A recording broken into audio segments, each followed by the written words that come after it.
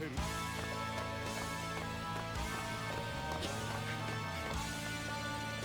or hell. Duel. One. Let's rock.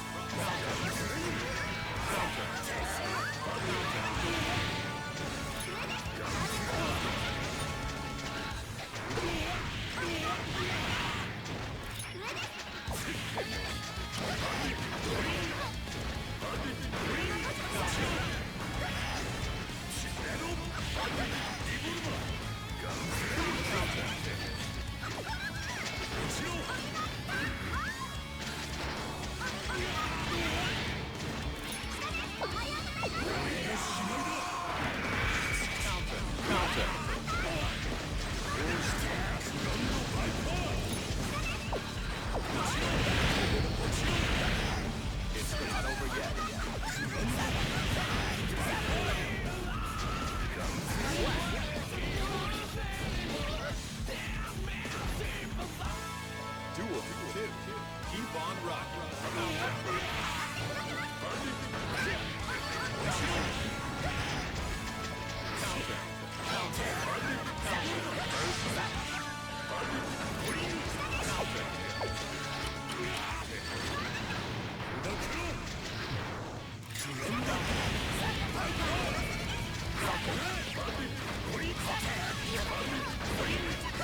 It's not over yet.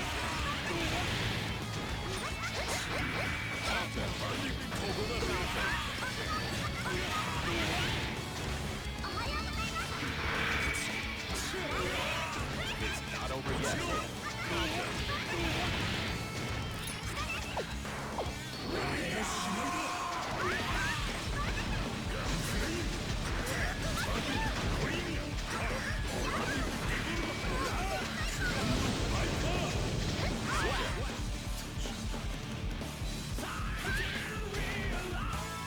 Duel 3. All or nothing.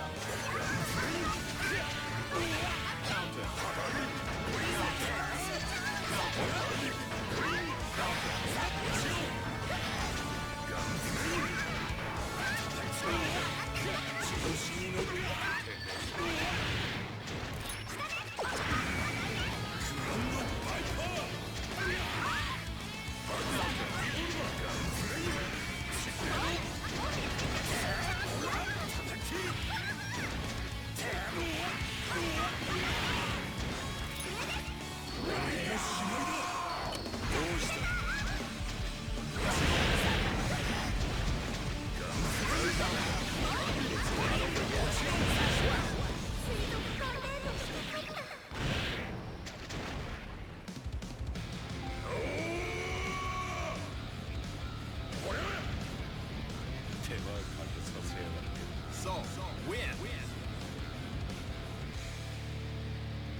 神父は二度祈る。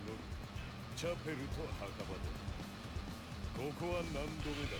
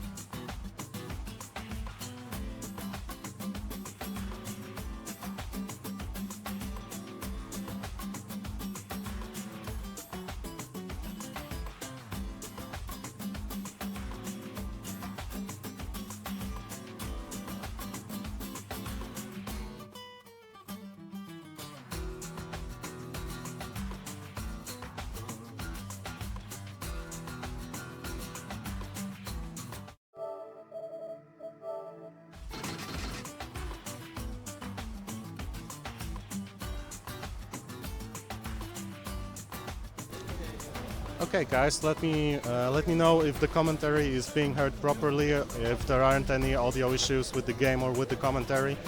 I'll be talking to you throughout the rest of this tournament, I presume. There may be some additional breaks in the commentary, but it's a little bit hectic here, so please understand.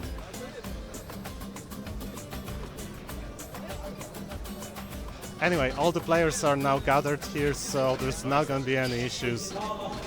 I'm not presuming there will be any more waits. We're going with it. We're going to be playing until the very end. So right now, if anybody wants to check the bracket, I'm going to post it to the stream chat. And again, let me know if you can hear me properly or if there are any issues.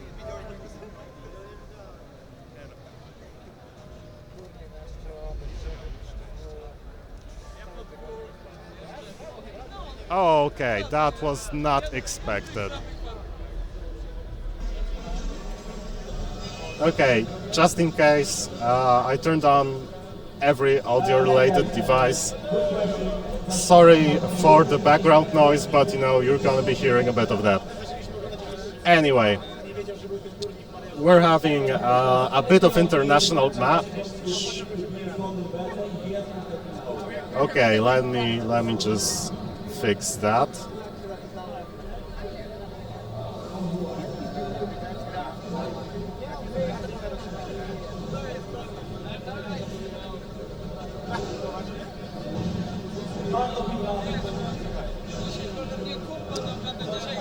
Okay, so just to update you, we're gonna be having a FIDA skin, 0, and his opponent is going to be a Polish player by the name of AFL, and he's sitting at 0 as well.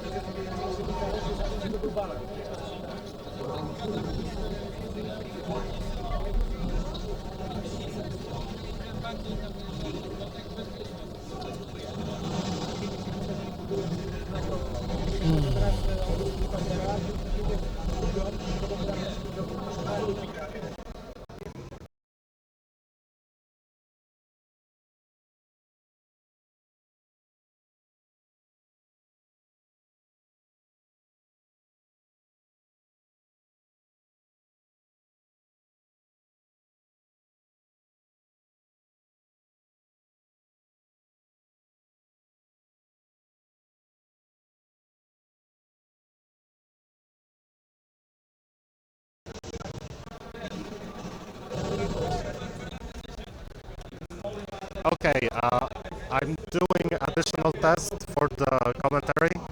Please let me know if this is at least a little bit better.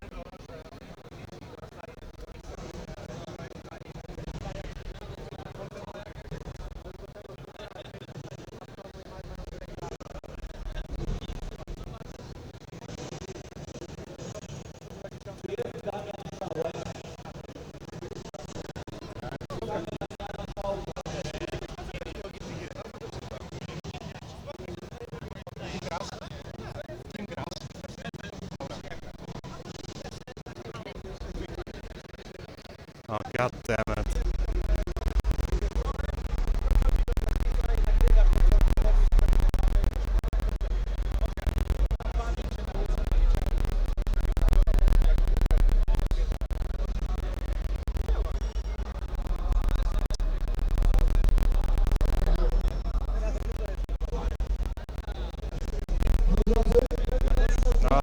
Okay, I'm trying out something different. Just please commentate for a little bit if it's tolerable or not, and I guess the game is fine, but if the commentary isn't so well, let me know, I'll try to fix that.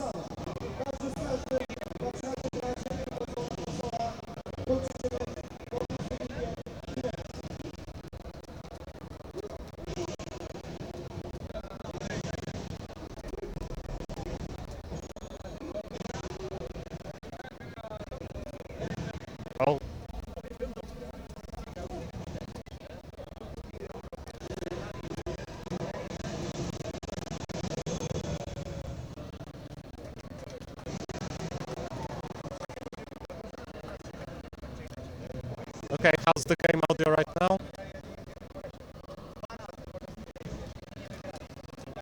Um, Chłopaki, przesuńcie się gdzieś, dobra? Bo to jest mikrofon.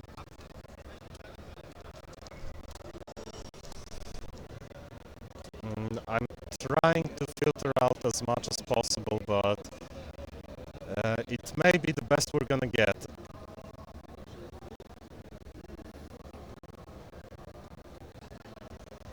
Is the game audio better?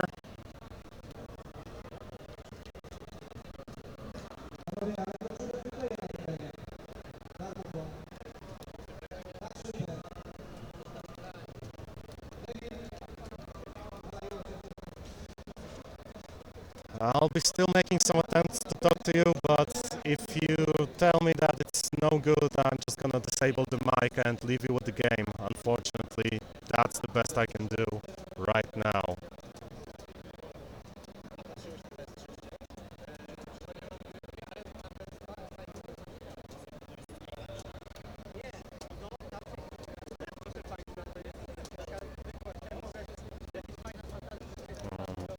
Okay.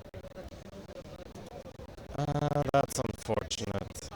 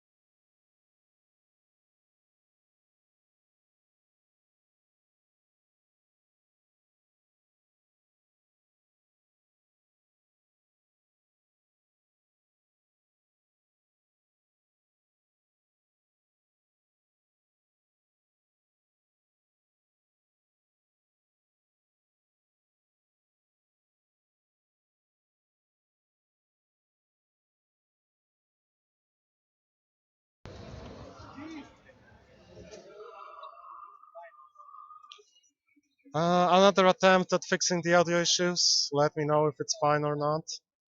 I'm trying to keep a continuous stream of words, which I do every time, so if it's fine or if it's not fine, let me know. I'll try to lower the bitrate if it doesn't work.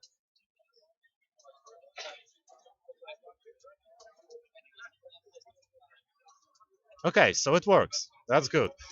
Now about the lack of game audio, this may be an issue with AverMedia, but I'll still try to work on it in the meantime.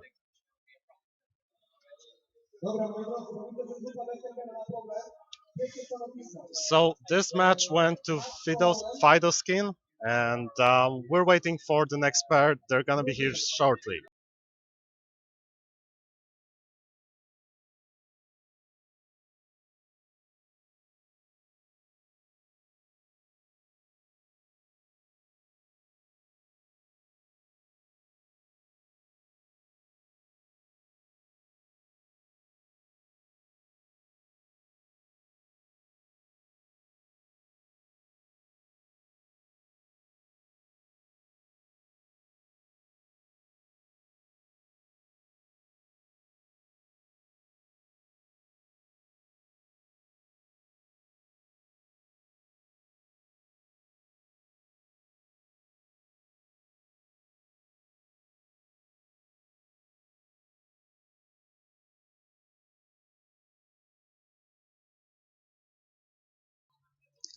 Okay, so I'm back. I'm back with all of you.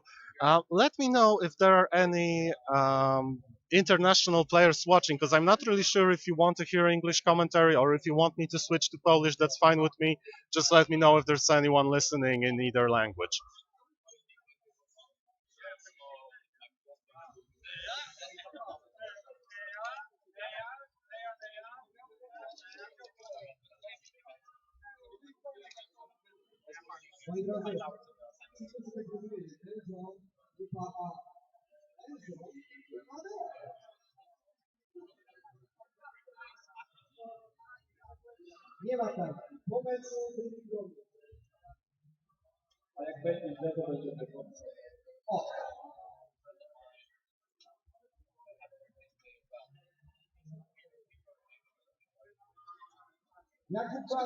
Yes.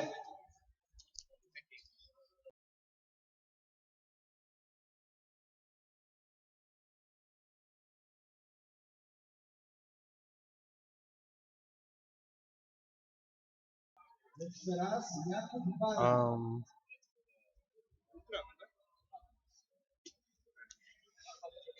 okay, look, I'll stick to English for the time being, and if I'll hear any complaints or something like that, I'll switch to Polish. So, anyway, I'm still working on the audio issues. As you can see, this is not fixed. Sorry for that. But I'm still having a few ideas about that.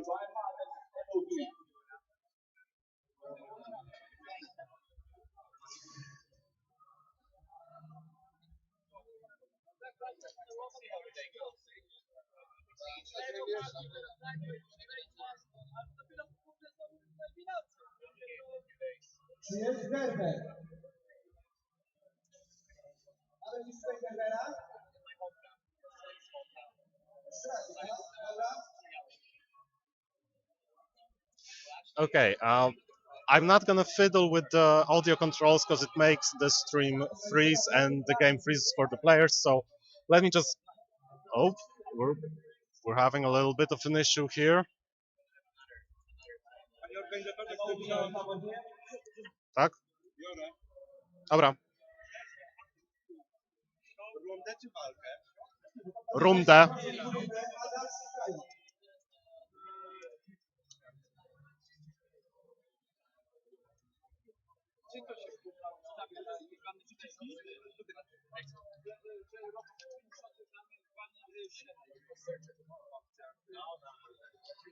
Okay, finally, we're getting this stuff going.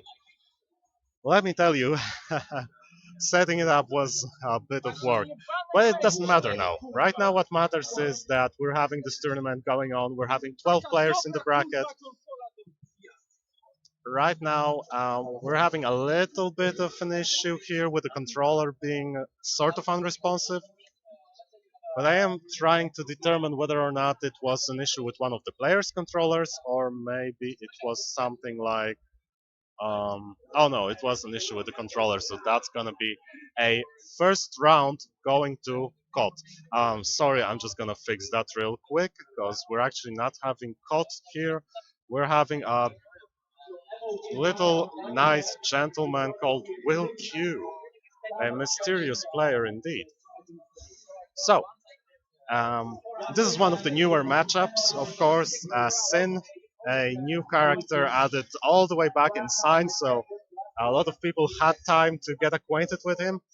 But he showed up in the tier list a bit later, a bit after the release. He wasn't that explored at first. And of course, Axel, classic character, here with us since the very first Guilty Gear. On one side, Backstabba will be using Axel. He's very proficient with the character. He's a dedicated player. He stuck to Axel for the longest time. He also tried to dabble a bit in Batman, especially in the beginning of the game's life cycle. Uh, he did he did have quite a few achievements early on with Batman. He was one of the players that I did learn from. But he decided to switch to Axel, and oh my, that was a quick round going for Backstabber. Now, I'm pretty sure these guys forgot to leave one round to Will Q, but seeing as the first round went to Backstabber pretty convincingly, I'm thinking that Will Q just decided to not bother. Anyway, here we're having the famous Sparrowhawk stance, also known as the Scrap Killer stance. This is one of the things that really wreck you if you're not familiar with the character. And online, oh, let me just tell you, online, this is a bother to deal with. And just like that, Backstabber is dealing serious amounts of damage to Will Q, taking the first match decisively. There was no dispute over who dominated. Let's see if Will Q is going to adapt or maybe not. He still has the second match to fight. Oh, he was trying to go for the mix-up, but he did it too late, and Backstabber was ready with the anti-air. Wake up anti-air, I might ask, not something you see often in Guilty Gear.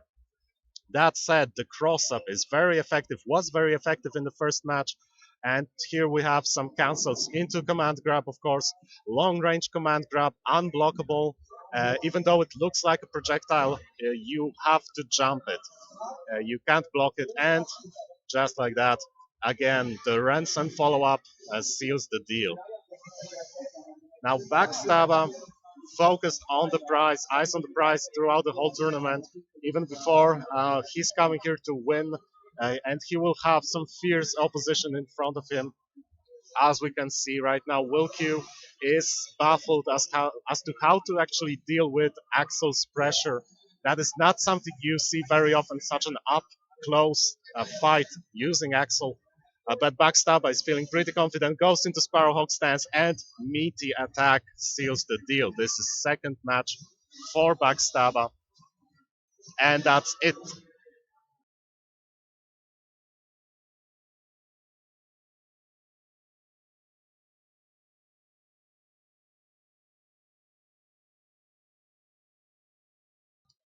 Now the next pair of guys is already here. They're setting up. We will be having a classic matchup of experience versus young spirit. We'll be having Robito playing against Mace. Mace, of course, an OG player, one very experienced, especially with Soul from the older Guilty Gears like Reload slash. Guys, you're standing behind the mic, please. Sorry for that. I hope you didn't hear anything. Anyway, Anyway, as I was saying, Robito, a young player, new to the scene, he's been with us for a few months now, dedicated to learn. I believe he was sticking with Eno, but we'll see just shortly how things go with this. Anyway, of course, Mace, he's a character specialist. He's one of the guys who stuck to his main character for the longest time, ever since I remember playing him at the first Bursa. He was always playing Sol, and that was his character. Now, of course, we would have a lot more character specialists here in Guilty Gear if Arc System Works decided to bring more classic characters. And I'm not complaining, sorry. That was just my little bit after sticking to Testament for so many years and then not having the character, it does hurt a bit. But I'm still having high hopes for him being added as soon as possible.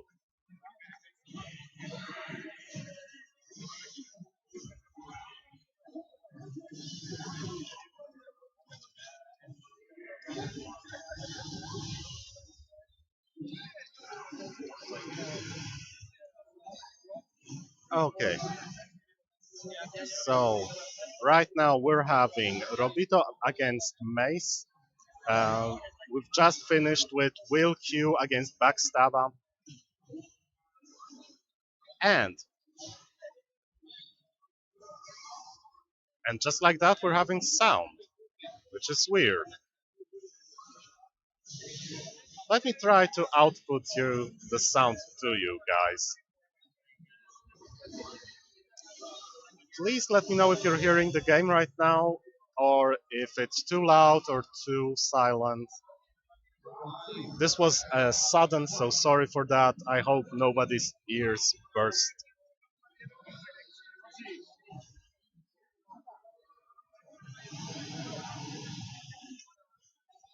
Oh yeah, and the classic controller sharing technology.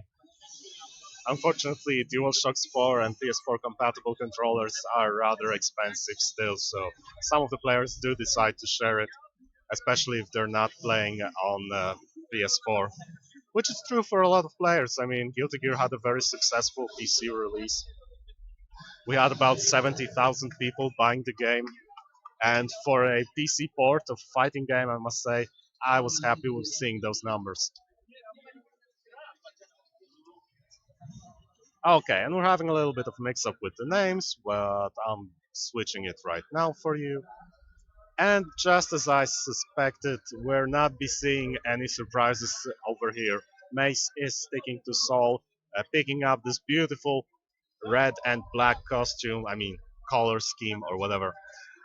And Robito is picking Ino, the character he stuck to for those past months he's been practicing. Okay, so if there's no game audio, I have an idea and I'll try to do something with it.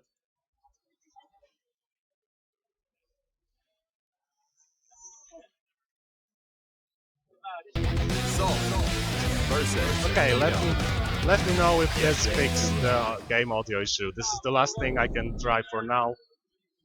If it's fine, I hope it's fine for all of you. And if not, Heaven or sorry, hell. I'll still Duel. try a few One. tricks later Let's on. rock. Right now, I'll stick to commentating the game itself. And here we're having the very simple attack from Soul. Okay, so I'm bringing it down a little bit.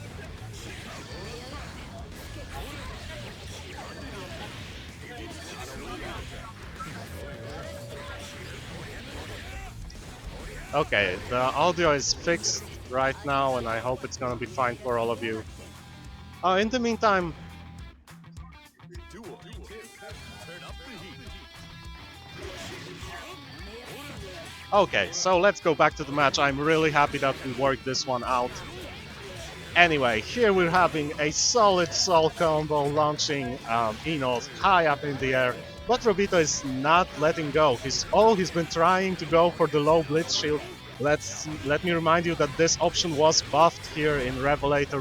Blitz Shields are now much stronger than they were in Sign, but it did not help so far. Mace is taking match 1, Soul proudly displaying his backside to all of you. And let's go. The Heaven players or are jumping in. Duel. No time to waste. And right now with the dash in, jumping H, Robito had the first hit but could not capitalize.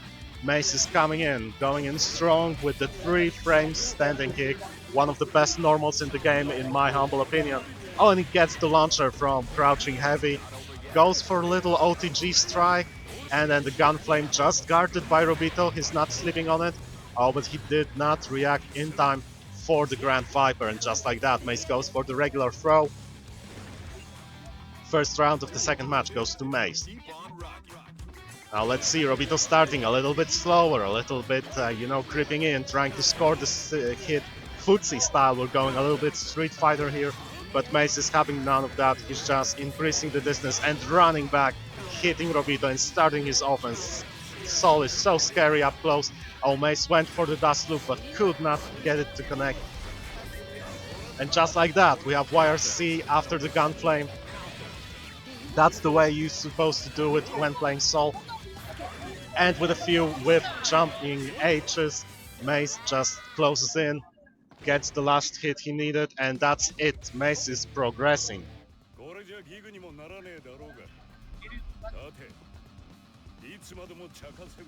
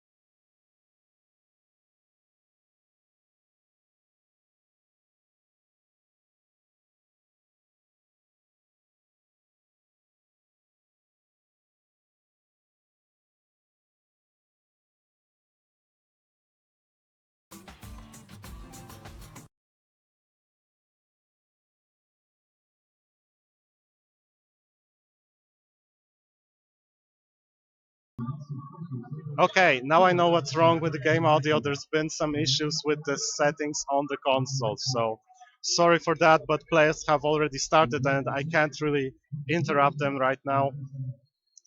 Since 2 of the players are using headphones, they have to switch the audio output so that they can use their headphones.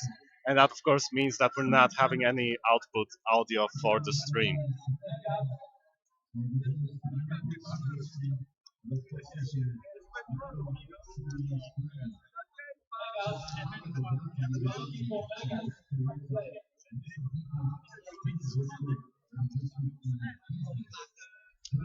Now, as much as I'm sorry for the audio issues, I'm very hyped for the upcoming match because Koji, the granddaddy of Polish Guilty Gear, one of the first players to ever pick up this game, is going in strong against Fidoskin.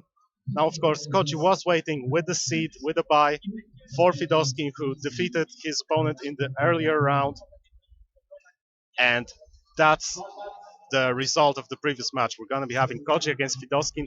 Koji goes for the Oki, but was prepared for the Shoryuken. Exactly, perfect block.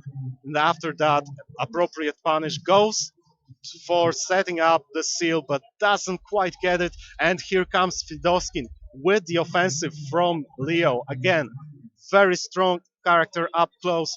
Very strong mix-up. It's really hard to keep your composure when Leo is just sitting on you, wailing on you, just like that. And another blocked string, and he goes in yet again, ready with a punish, and gets the first round. Goes for Fidoskin.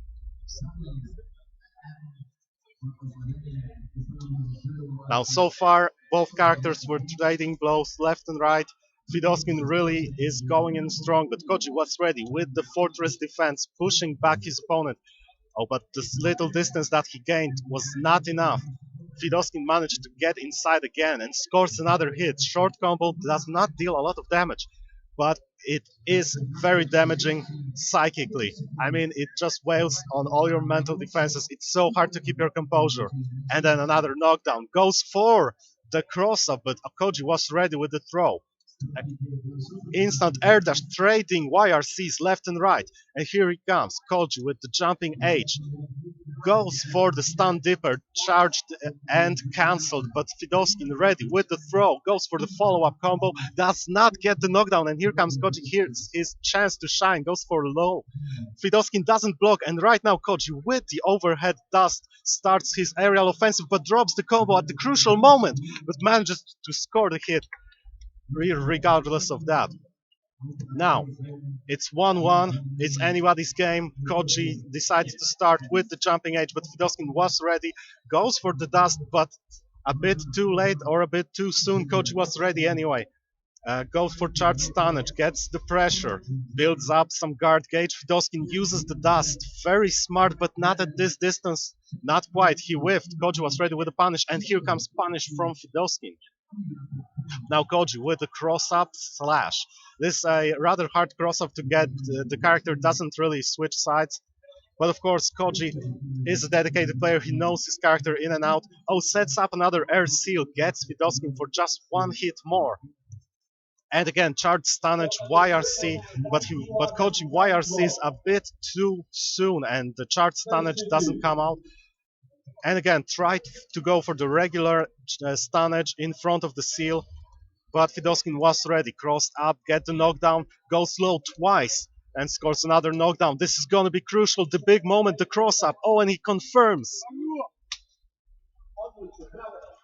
Fidoskin is really feeling himself. He knew that he earned this round, and it was really nice to watch. I mean, you know, Leo, you're going Onga. Fidoskin feeling himself, he shouts Onga as well. But it's still a good game. It was still a good game for both players.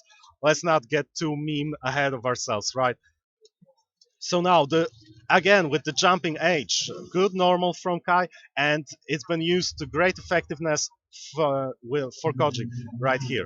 Sets up the seal again, but he's not ready for the heavy attack from Fidoskin.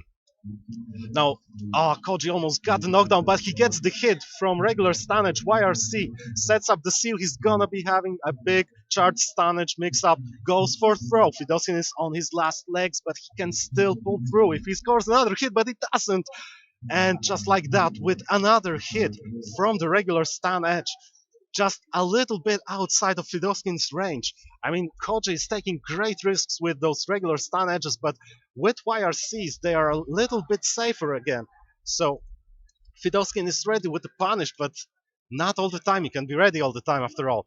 But just like that, Fidoskin goes for low, goes for cross-up, goes for the overhead. This mix-up, it doesn't end, it never ends. Another cross-up with the dash, and he goes for knockdown, but doesn't burn meter to kill. Oh, but the meaty punch, the crouching punch, cancelled into Shoryuken.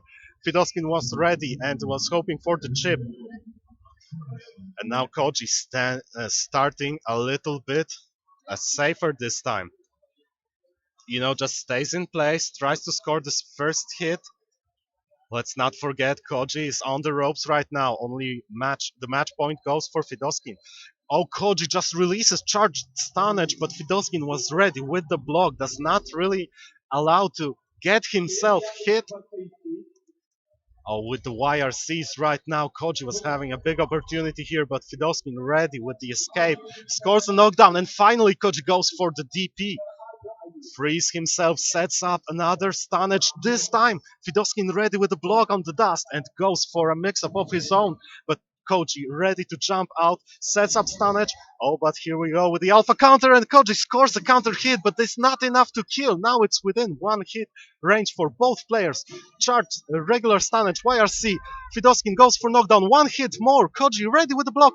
Oh, he blocked it initially, got hit by the crouching kick, by the low kick, and then was not ready for the cross-up. Very strong option from Leo. You really have to be familiar with the character, and maybe just a small lack of familiarity on Koji's side. He was getting hit with the mix-ups left and right. So let me just call out another set of players, and we're golden.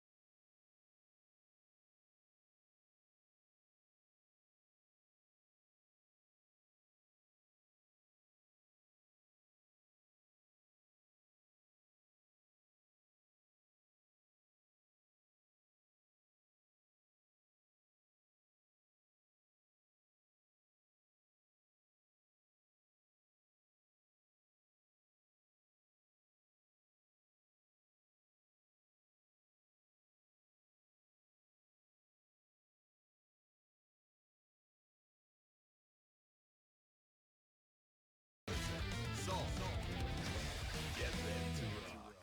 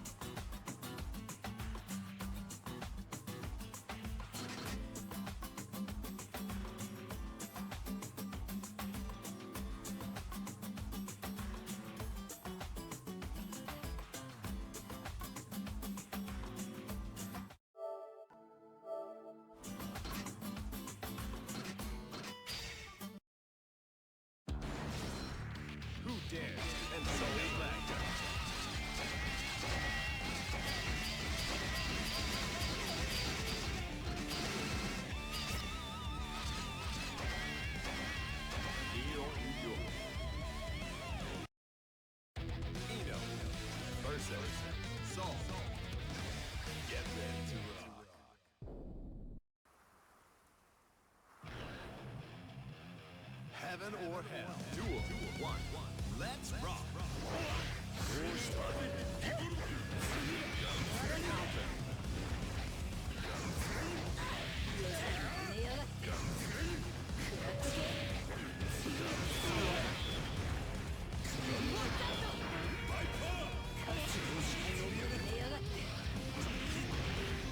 Okay guys, sorry for a few mix-ups here and there, but we're having a Slide versus Chestnut match. So, for now the players have just started. Chestnut scoring a few hits. Wait, no, sorry, mixed it up. Here we have Slide playing Ino and Chestnut scoring a few hits. Chestnut is quite a new player. He also, same as Robito, spent only a few months on the game so far, so I must say he's doing pretty well for an intermediate player. While Slide, a dedicated player, he's spent a lot of time on older Guilty Gear and he's loving the new Ino. As you can see, the first round was pretty much even, but here comes Slide with a little bit of note zoning. Oh, and he misses the meaty jumping H, sets up the node but misses again, goes for the overhead, baits the burst, and was hoping for an air grab, but not this time. Scores another hit, goes for the mix-up, goes high. Oh, and Chestnut bravely using the standing kick. But it doesn't do him good. Slide confirms. Now, Chemical Love, YRC goes high, scores a hit but does not follow up. And again, Chestnut with the standing K. Very strong move, very strong normal, one of the best in the game, and Slide scores a hit with the dash in low. First match goes to Slide.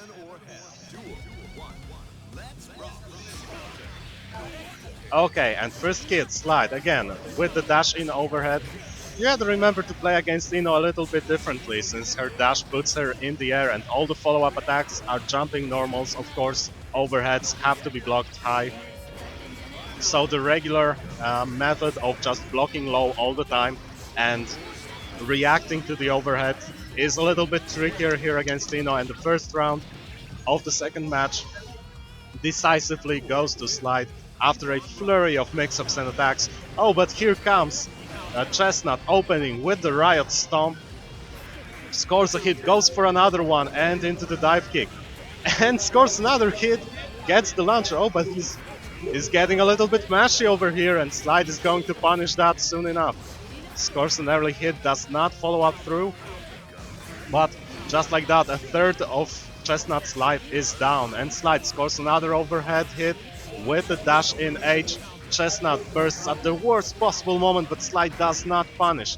Is ready with the instant block of the Bandit Bringer, follows up with a combo, drops it at the crucial moment, and Chestnut launches his super cancels, but does not follow up. Now Slide scores a hit with the gold burst, full meter for him, burns it all, gets the node, gets the cancel, and gets hit for his treble, but Chestnut doesn't finish it. And we have a handshake, that's it, Slide goes over.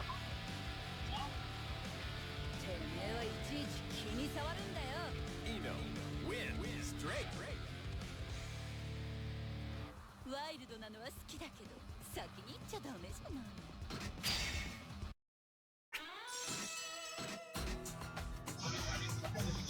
And here we have, the next pair is going to be Qjon against Mace.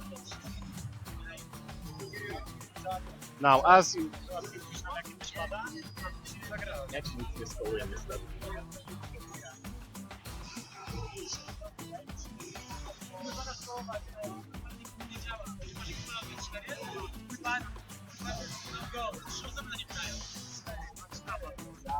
No ja ci nic nie zrobię, stary. Nie ma żadnego ekstrematu. W ogóle nie ma kontroleru, tylko to, co sam się bierze.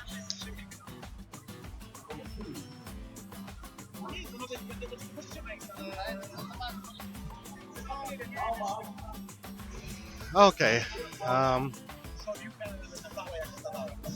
Again, sorry for the little break. I hope you guys are enjoying the matches so far. We had quite a few of them now. already round 2 of our bracket is progressing steadily. Now Mace and Qjon are ready to play. They're connecting their controllers, they're moving on.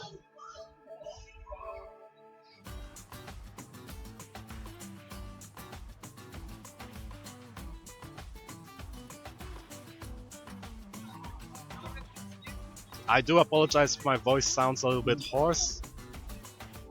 It's been a long day for all of us here at the Fighting Games Challenge, as part of the International Festival of Comic Books and Games here in Łódź.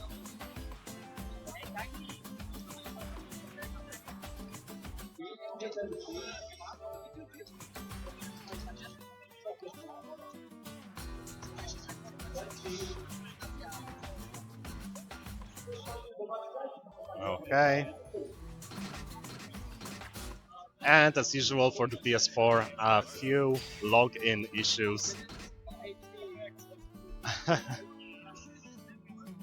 Oh, interesting. Oh yes, Mace is using Legacy controller, the old Silver Range PS2 DualShock, from what I can see.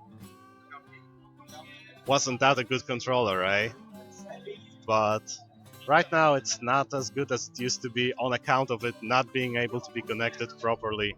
You're having you have to fiddle with all sorts of adapters and whatnots to adapt from PS2 format to USB. Of course, that wasn't a standard for the longest time.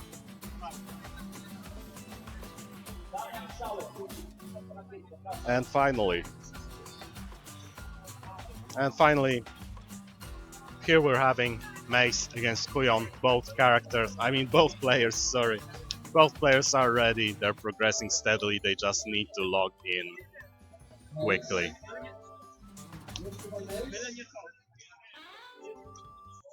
Oh, let me set a few things straight.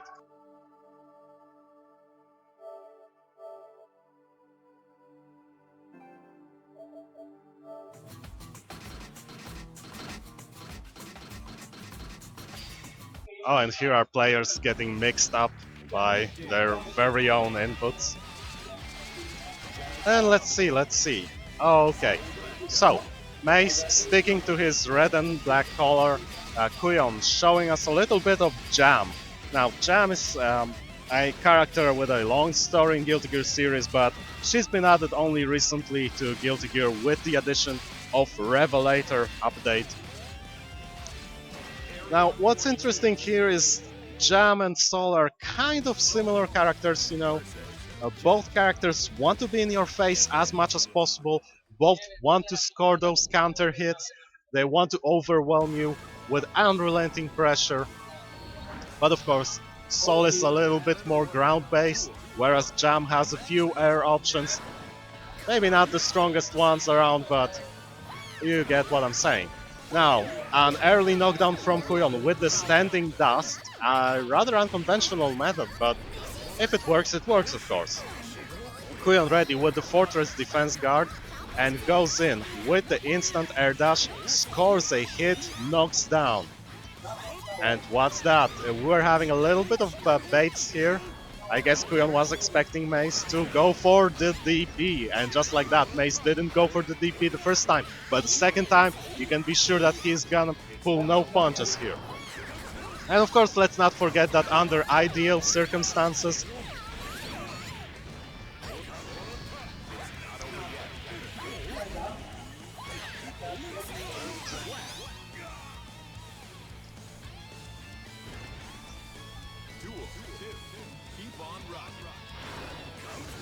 okay, sorry, I had a little bit mix-up here.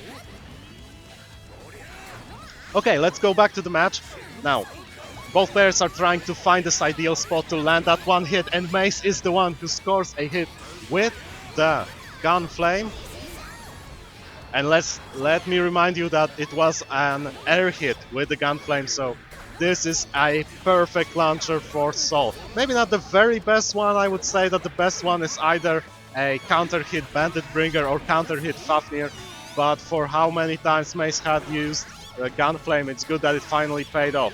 But here comes Qjon with the payback, going to brings some mix-ups with the command kick overhead. Oh, and the throw with a follow-up, very short combo, only one additional hit. Too bad for Qjon, he really needs the damage, and he gets it.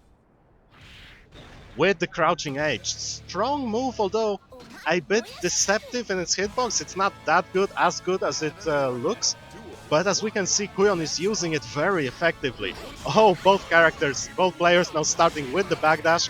Qjon wakes up, I guess attempting to press a button, but he eats the meaty from Mace. Mace goes for the cross-up with the air dash. Oh, and scores another hit with the gun flame against an airborne opponent. Strong damage, solid combo follow-up, and Mace goes with the burst, putting Qjon in the corner. Now Qjon with his back against the corner gets hit again by the gun flame, and Mace is not dropping combos over here. Oh, with the Riot Stomp, he gets pushed into Qjon's effective range. Qjon went for the overhead, but did not capitalize on the hit, tried to go for additional damage with the Ryujin, the launching kick, but didn't hit.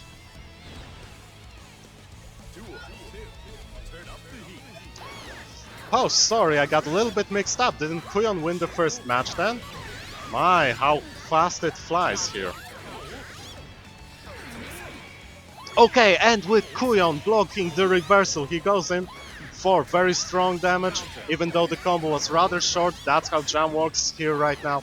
She used to have very long, very damaging loops with one of her specials, but not anymore. Right now you have to go for resets a little bit more, but also her reset potential is rather good. Maybe not the best in the game, but it's definitely a character you can work with. And just like that, Mace gets another Gunflame hit. How many of those will he score? Qjon going in strong with the mix-ups, with the dive kick, gets knocked down. We're getting some trades over here, and the DP. And with the Gunflame concealing his moves, Mace goes for the overhead, standing dust. Qjon was not ready, and here we go. It's 1-1 now. Let's see. Oh, Qjon tried to go in, but Mace was ready with that far slash. Very strong move, very good match opener. Qjon tried to go for the gold burst, but he was too high. It propped him up even higher, and he earned nothing for his trouble. Uses Ryujin to escape, and Mace is pursuing him, goes for the wild throw. Very classic setup. You run in, just press one button, be it punch or kick, and then immediately go for the wild throw. Very good setup, very strong one, very hard to see and react properly. And right now Qjon is on the ropes. Mace tries to go for the confirm into Bandit Bringer, but doesn't get it. Qjon drops his combo. Mace takes out. Qjon gets another hit, and Mace scores the final knockdown. Will it be enough to get him on the first round? Yes, it was. Although he had to score just another one of those jumping H hits. Man, these guys are trading blows left and right. You can't really tell which way the match is going to go until the very last moment. And Mace scoring a knockdown after counter hit, standing K, the best normal in the game. I'm gonna tell it until it's true. I'm gonna say it until it's true. Qjon with the Haposhinsho starter, but doesn't follow up, gets only the second hit. He seems a little bit flustered, but scores a throw and the follow-up combo. Very good damage for throw, and it works mid-screen. Oh man, Qjon decided to go for a little bit of Roman Council shenanigans, but wasted half of his meter. He's down on meter, but not down on life. Gets another knockdown with the proper combo. Oh, and gets hit with the Riot Stomp, but he was so close to Mace, and they both so close to the corner that Mace could not follow up. Scores another jumping S knockdown. Gets knocked down by the sweep. Scores a DP, confirms, but doesn't follow up. And again, Qjon sweeps Mace, this time blocks towards H, gets the hit, gets the knockdown, just from regular plain old punches. Jumping dust doesn't follow up, but the crouching heavy hit. Oh man, Qjon is using it so risky right now. I can't believe he gets away with it, but sometimes when both players go crazy, that's just what you have to do. You have to do the one thing that he expects the least. And let me tell you, I wouldn't expect a point-blank crouching H. and very nice, goes for the Haposhinsho, gets the corner. Oh, and with the YRC, he goes instant air dash over the hit coming from Mace, but unfortunately Qjon could not capitalize and gets hit, trades with the Gunflame. Mace is getting a strong combo follow-up, but doesn't end it with the DP into kick. Qjon tries to go for the cross-up. Mace is ready with the block. Qjon YRCs Ryujin to get the hit mid-air, but doesn't follow up. And Mace scores a knockdown into a follow-up picked up with the Bandit Revolver, and just like that, Mace is the one who goes forward in the bracket. Now Qjon in the losers, there's still hope for him, but let's make things clear, this was a hype match. And the next match is Badmuts 24 against Backstabber.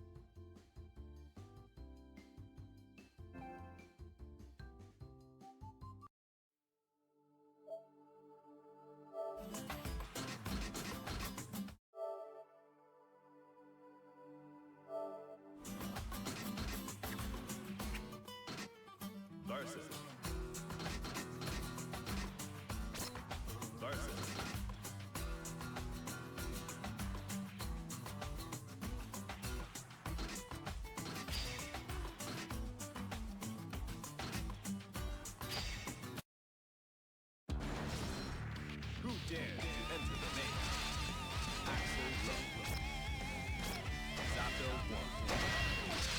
Okay, and I'm back with you against this after this amazing match. Look guys, I love watching two people who are equal in skill.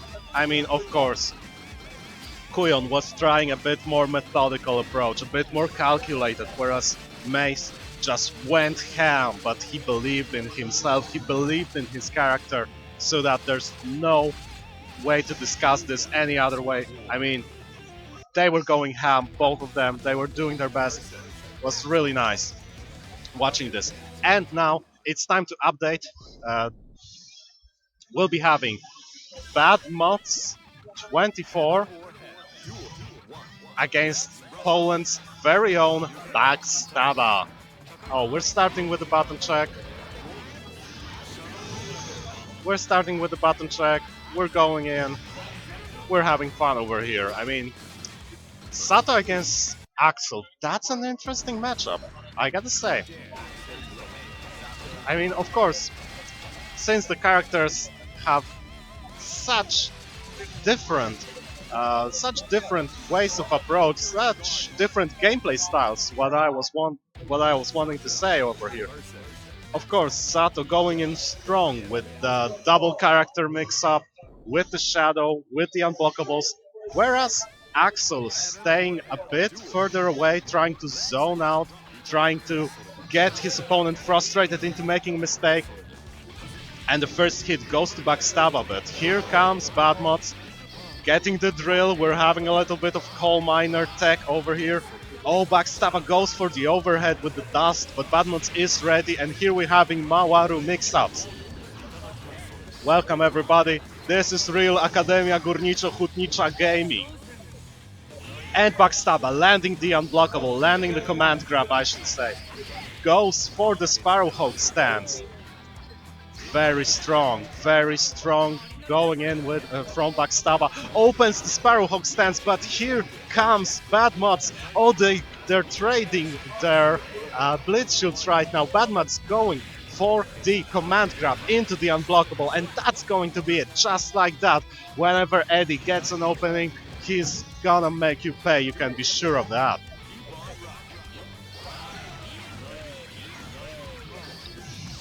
Okay, and here we're going. Again, players trading hits right now. There's no definitive side yet, but Badmods gets a very good opening. Oh, and they're trading the Blitz Shields, charged Blitz Shields again. Oh my, nice backstabber with the reaction, he was expecting that. Nice with the overhead again.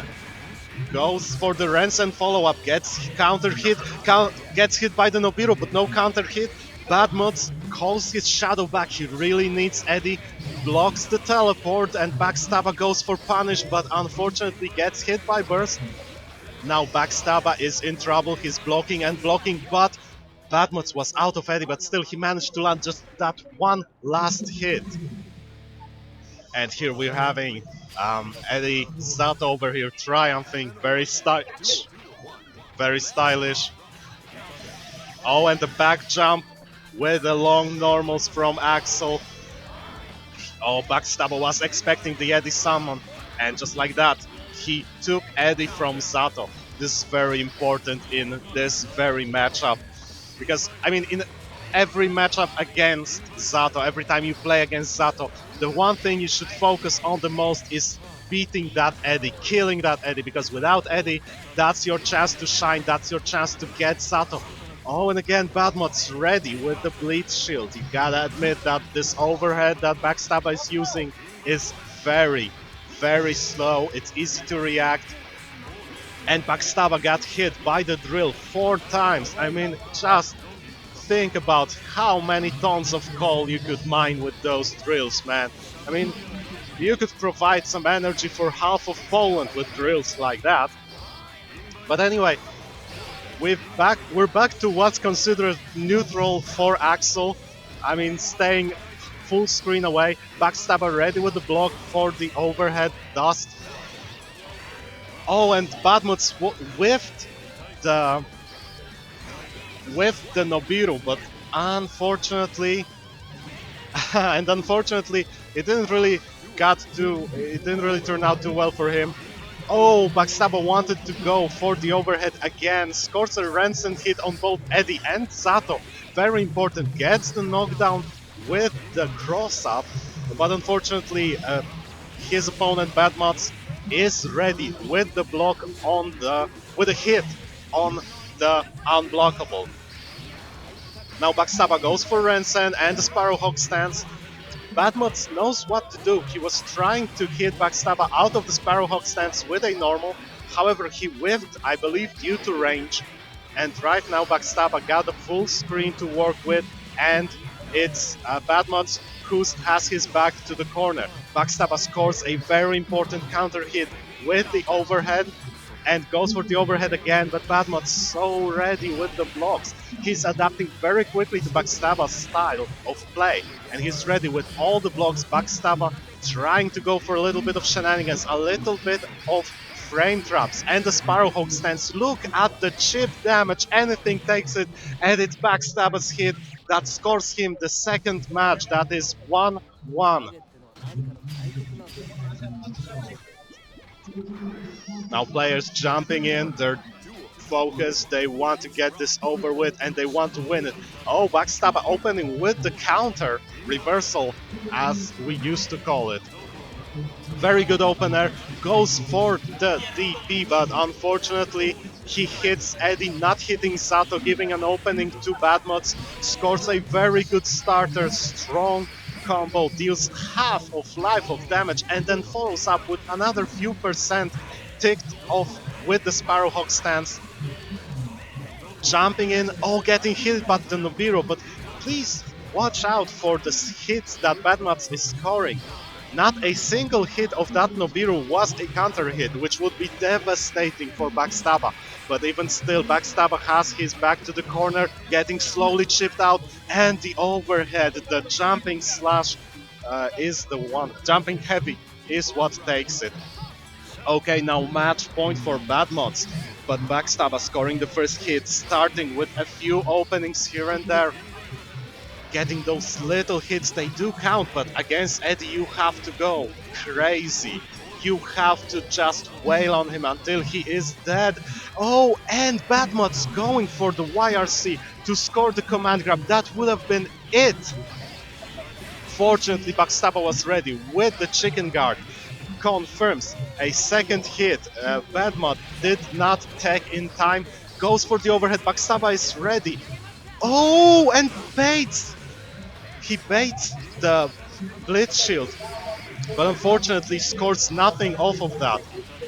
Now, Badmod's in the air, gets hit by the overhead towards 8, but just unfortunate. Backstabber doesn't score a combo, gets another one, goes for the Ransom YRC, and the overhead anti-airs back at Badmod's Eddie very early right now. Very strong opening for the last round of this match for Backstabber, but unfortunately does not capitalize, does not follow up. Oh, but here comes Backstabber with the Ransom blowing up Eddie and hitting Zato on top of that. Let's not forget, Ransom is a 3-hit projectile.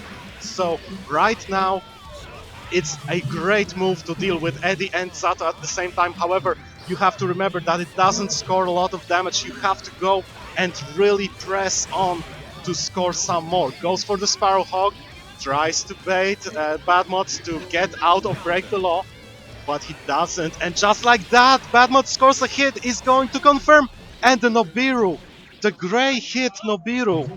Backstabber was not ready with the tag, and it cost him dearly right now. Now Badmod is the one who proceeds further. Now, next match, Chestnut against Robito. We're going to losers round, everyone, so whoever loses this one is out of the tournament. With this, I want to inform you that we're past the second round of winners, and in the third round, winners finals, we have Fidoskin against Mace, and the second match is Slide against Badmods.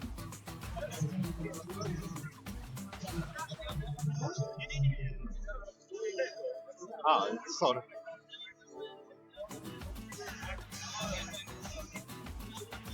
Okay, so stay with us, guys. We're moving on to first losers round 1 and round 2. So we're gonna have a few more emotions here.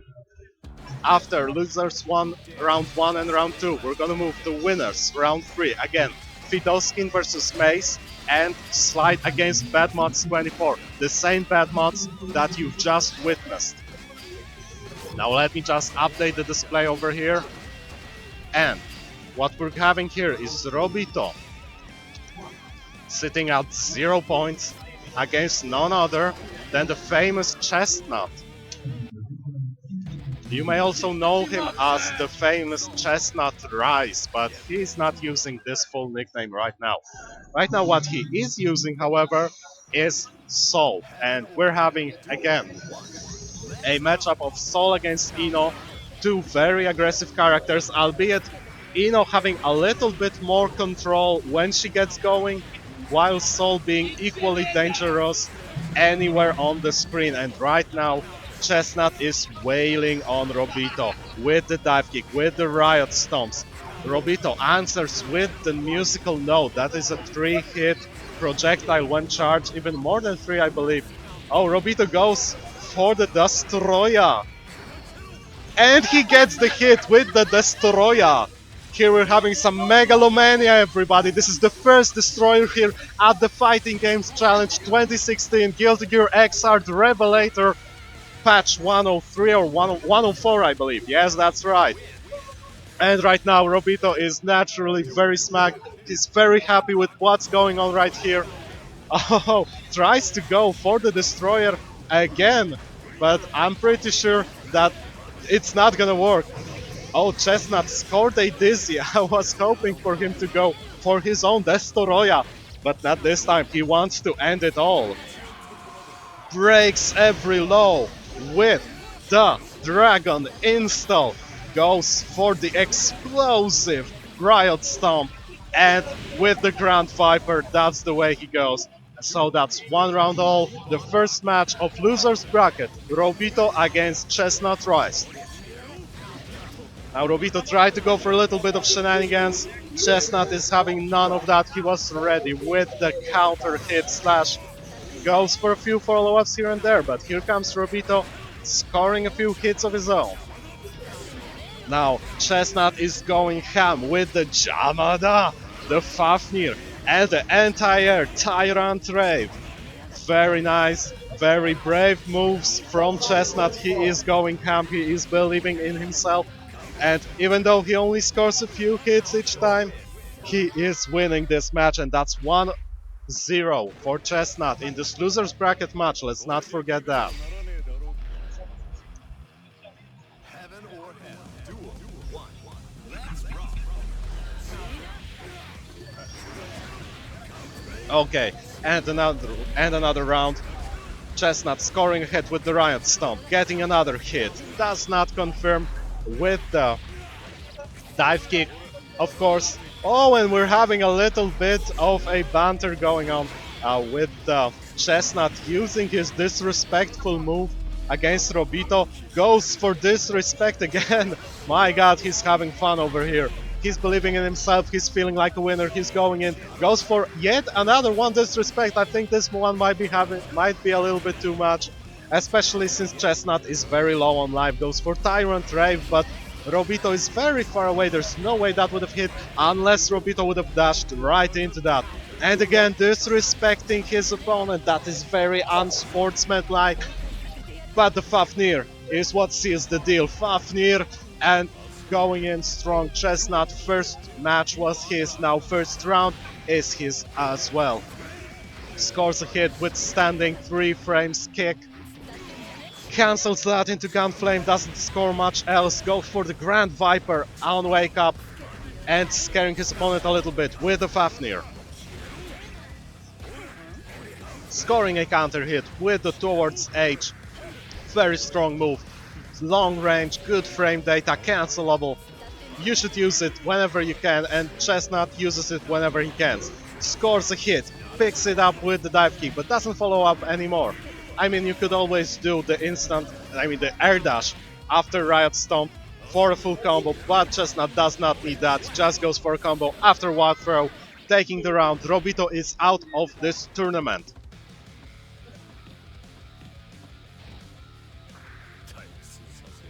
So, win straight. これじゃギグにもならねえだろうがさていつまでも茶化せる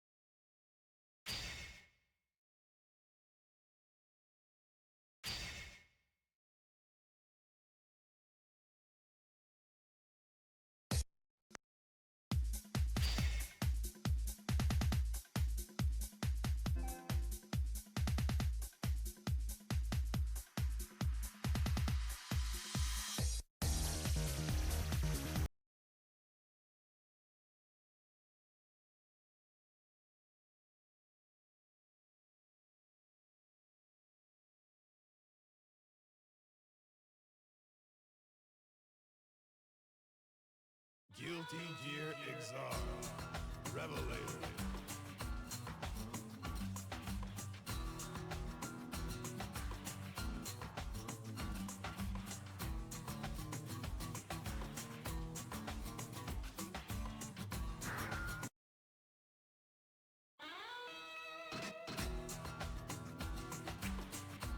Online.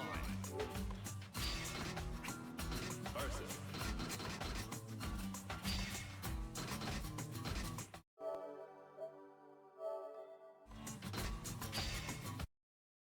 Okay, and we're back. Who dares to enter We're back with Qjon against none other than the very Bogusław Remut.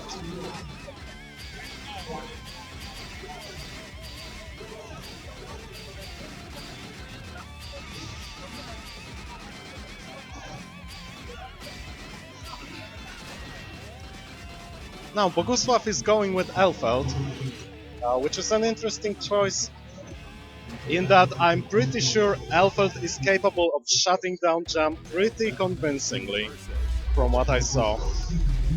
But that said, you know, it's always the skill that decides.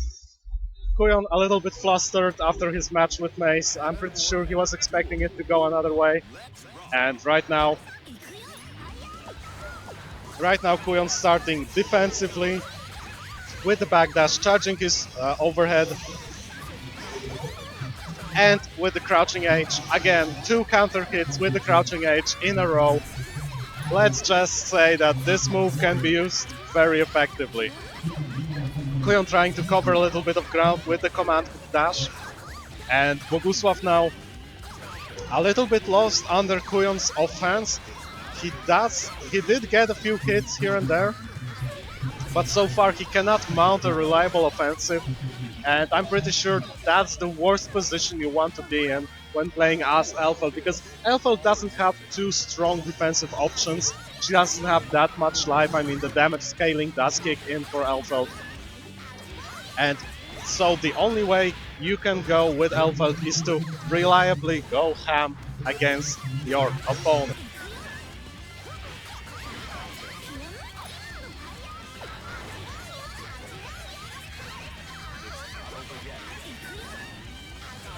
Sorry for that. And here we have Qjon landing another hit after the dust. Bogusław trying to escape with the air dash. It did work properly for him, it did work well, but unfortunately Qjon was on top of him in an instant. And Bogusław wasn't really ready to block again. I mean, what we can see is that Bogusław does need to focus on his defense a little bit more. He does need to outlast Qjon, because in this installment, in this version of Jam, we can see that she can be outlasted. Her offense is strong in the beginning, but quickly wavers as she's pushed away, especially if you use Fortress defense.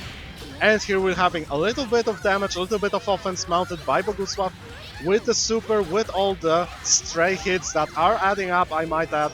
But here comes Qjon with the YRC mix-up, goes for the extended frame trap and catches Bogusław off guard with the counter hit. Now Bogusław quite consciously trying to go for the standing dust. It would have scored him a good combo with a follow-up and a setup after that. But unfortunately, Qjon was ready and out of range at the moment. And again, Qjon goes for the dust, cancelled into an overhead. And very nice, launching his opponent into the corner for a little bit of follow-up. Goes with the command grab into the throw. Follows up with a broken combo, but unfortunately Bogusław wasn't ready to tech quite yet. Qjon goes for the overhead, YRCs into the low, scores a hit, follows it up and kicks Bogusław out of the corner now. Qjon with his back against the corner. Bogusław had a chance for a comeback, but unfortunately he lands on down H. And that's it for... This is loser's bracket.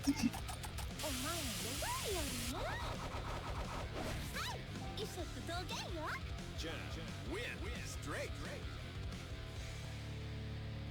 お前もうちょっと胸隠せこっちもほらほら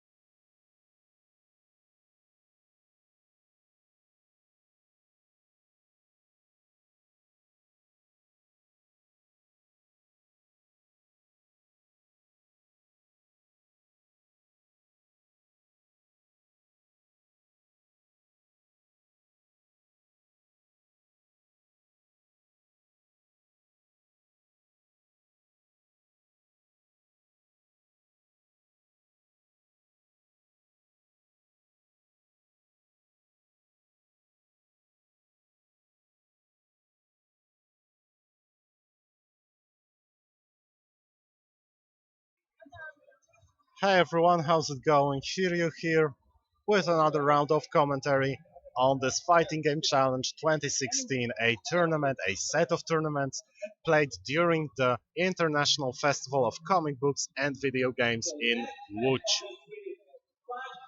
This time we're having a losers bracket match of Will Q against Koji.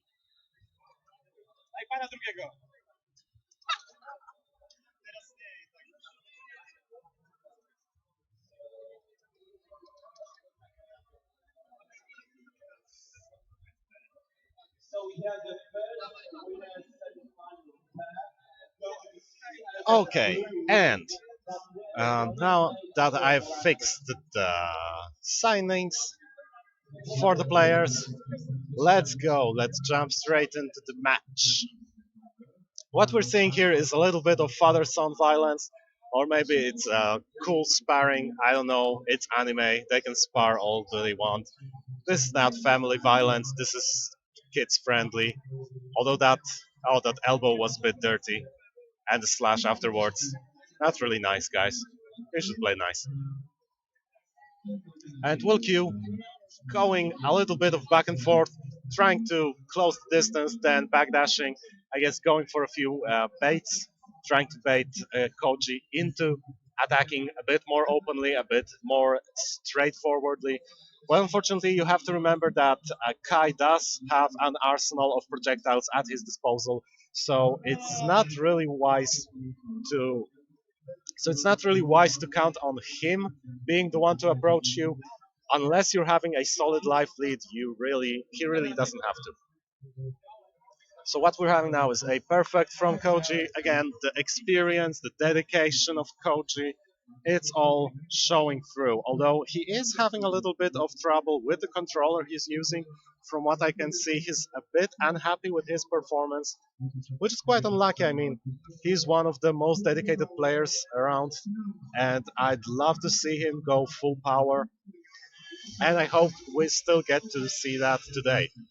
Again, this is a one-day tournament. We'll be playing all the way through. We still have about 12 matches ahead of us. We started with 12 players. We're having 10 right now.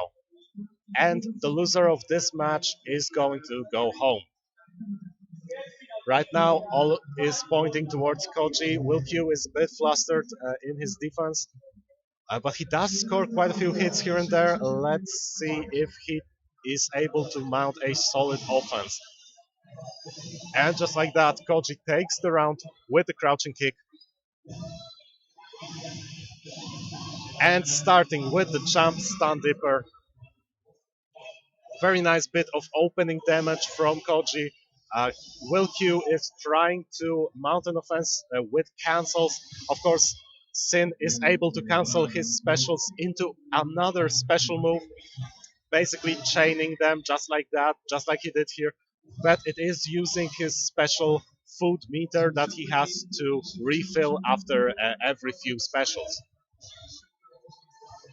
Now, for now, although Will Q was on the sort of offense, Koji did manage to score a lot of hits, and now Will Q is being defeated by a short aerial combo. We're having a handshake, and we're moving on.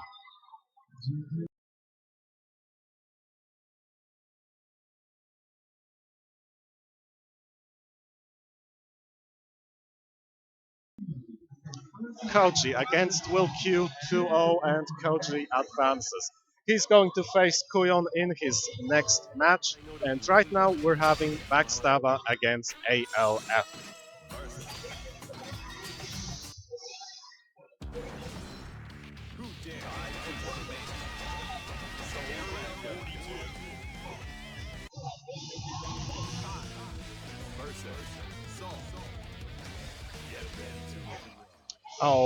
Koji asked for a short break for him to check the new controller he's been given. So what you're seeing here is Koji practicing his inputs, seeing if they all work. Now, interesting to see Vapor Thrust, something he doesn't use too often. I believe Koji is not really believing in Vapor Thrust too much, and for a good reason. I mean, it's a very good tool when used in combo. You can extend combos with the Vapor Thrust, but as a defensive DP Dragon Punch type of attack, it's good, it works, but it's not ideal. It's not going as forward as, for example, Volcanic Viper from Soul, which makes it a little bit less useful. There are fewer situations where it can be used reliably. And with that, Koji left the station. We're having ALF against Backstabber. This is the last match of the losers' first round.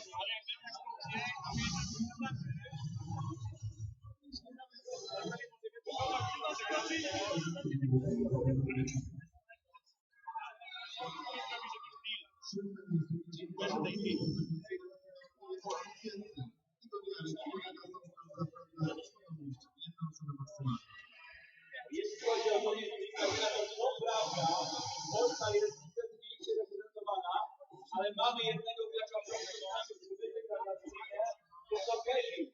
Gratulacje dla niego. Okay, everyone, and I've just been informed that we have our very first player in top 16 Street Fighter V Capcom Pro Tour tournament that is from Poland, and Kejim. Kejim qualified for top 16 Street Fighter V Capcom Pro Tour.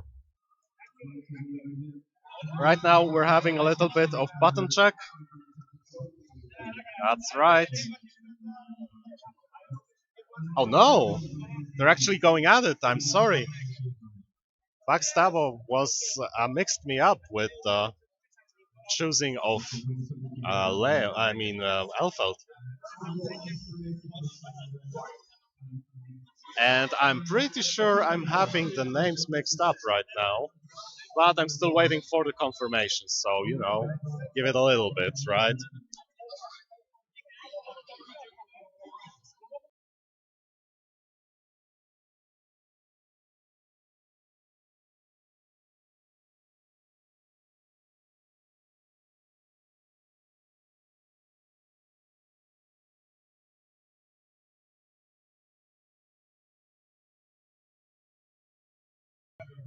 Okay, so far I'm having a confirmation that Backstabber is playing Elfeld, so he's on the right hand side as it's signed. Which makes it an interesting match to see, because Backstabber is one of the fan favorites over here, and one of the oldest Guilty Gear Sign players. I'm not sure about his career in earlier Guilty Gears. I know he was playing Angie in Reload, and used to play online a lot with the Reload patch, the PC patch adding online play. Basic, but it worked. And right now, Backstabber went ham with the shotgun stance, with the grenades, scoring a few important hits and taking round one. So one round all, and ALF is going ham with the Leo as he should, as it should be performed.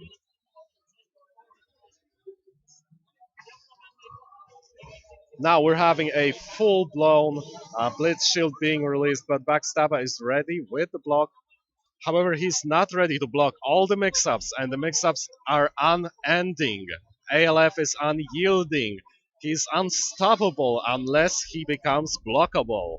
So just like that, Backstabber still on the defense, and ALF scores a hit. Backstabber runs away with a burst. But right now he has to score a lot of hits, and he cannot do just that, because ALF releases his projectile, hitting Backstabber out of towards H. Okay, and moving on to the next match. Now, ALF won match 1, but Backstabber still has a chance in match 2. Let's see how it goes. Now, ALF, what I learned from the short conversation I had with him, is a player from Krakow, and he's really sad that there aren't many sparring partners available in the old capital city. But right now, he's doing very good against Backstabber. Again, going Ham, going Anga. And again with the Anga. And the YRC gets him a hit, but Backstabber bursts out. Scores a knockdown with the sweep down dust. It's a very deceptive move for Leo. He just sort of jumps, but hits low. And gets another hit, gets another wires, gets another red Roman cancel, knockdown into a very advantageous situation. Finally scoring the very last hit, and is now on match point. Gets the hit with the reversal from the back turn stance, gets the overhead, goes Anga, knocks down, releases the heavy projectile, very strong lockdown tool for another mix-up, getting hit. Backstabber is on the ropes right now. Oh, but manages to get hit, but manages to hit ALF, goes in, gets another hit, confirms after the Bridal Express into full combo. And again, ALF picks Backstabber up with the bring down attack, or whatever it's named. Oh, manages to counter fully charged Blitz Shield. This time doesn't go too well.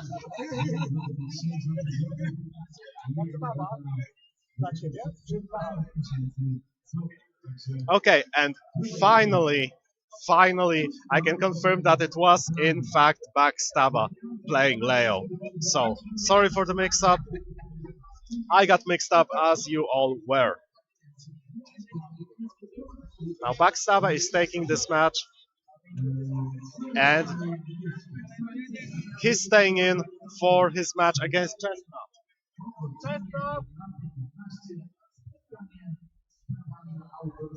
Qjon! Qjon!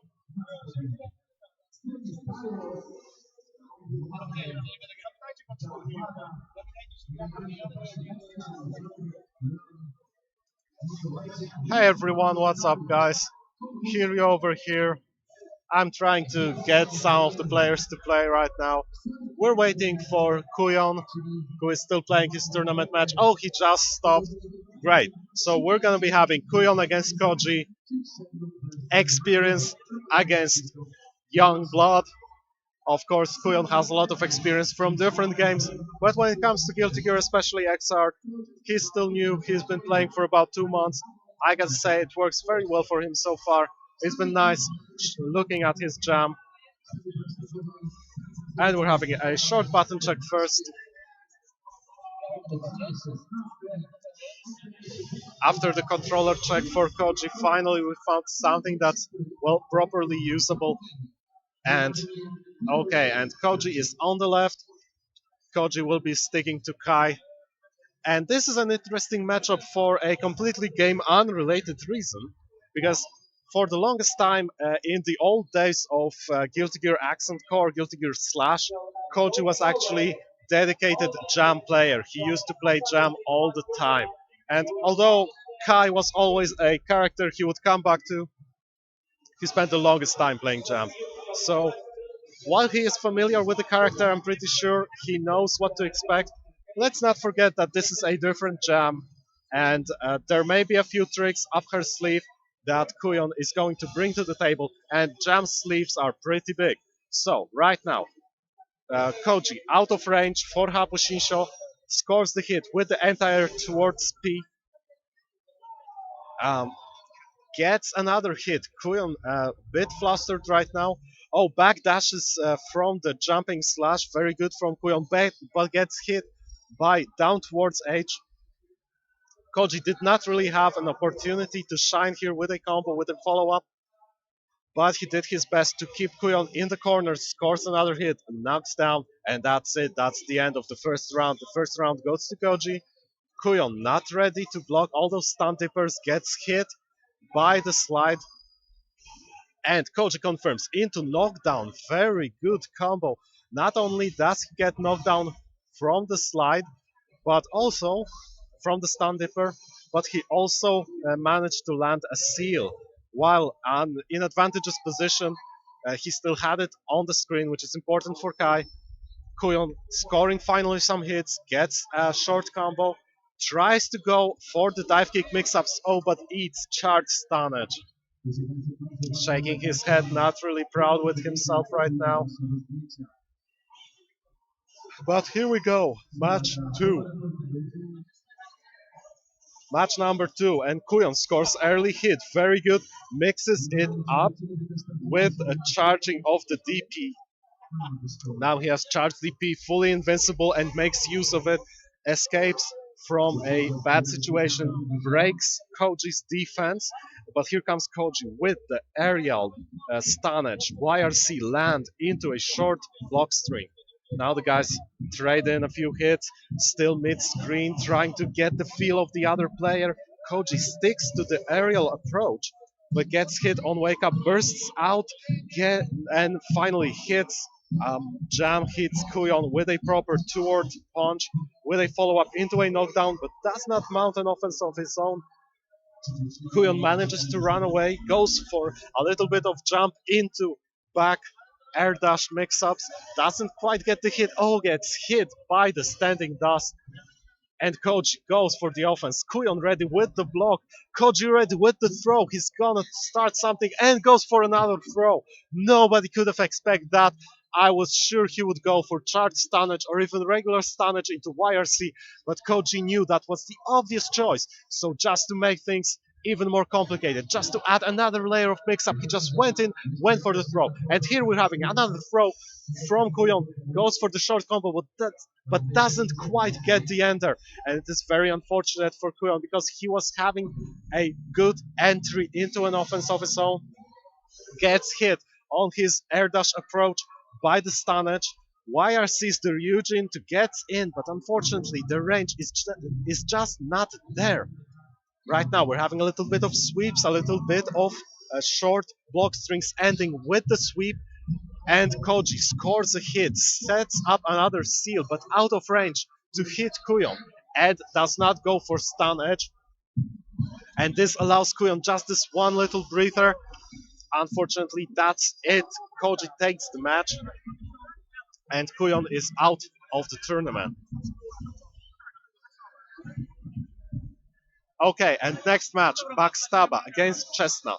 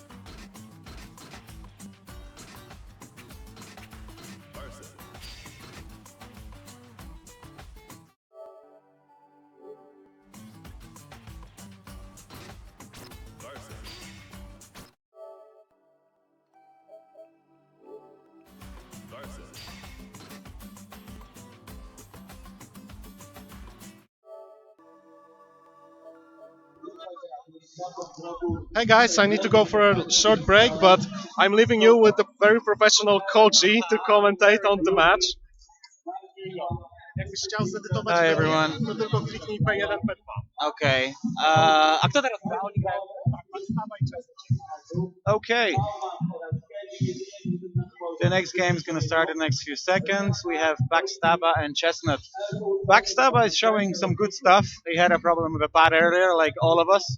So we hope to see more counters from him. And Chestnut, we'll see if he's going to stay composed. So the game's about to start. And here we go.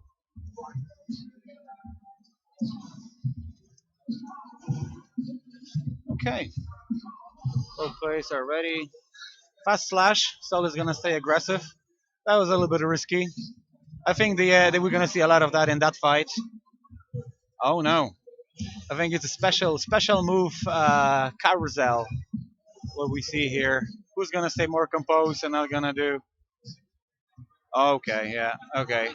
It looks like we're gonna see a lot of counters in this game. Yay!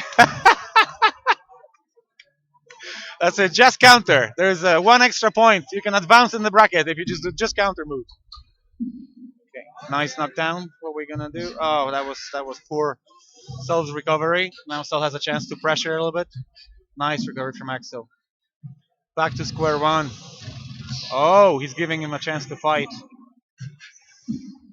Chestnut is need to stay composed, block the first hit instead of just rushing in just like that.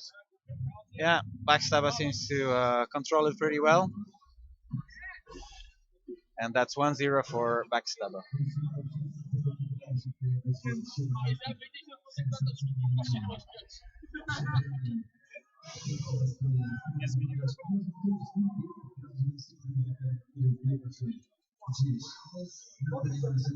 Oh.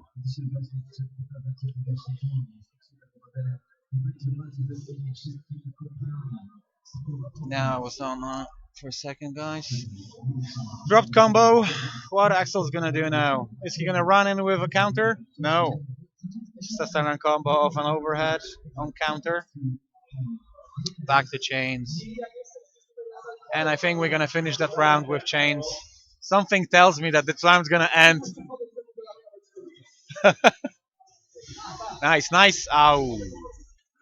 It's not safe. Chestnuts need to stay composed and not do moves that have disadvantage on block. Nice kick. Is he gonna establish his position? Wow, nice counter. And we're back to the chain city.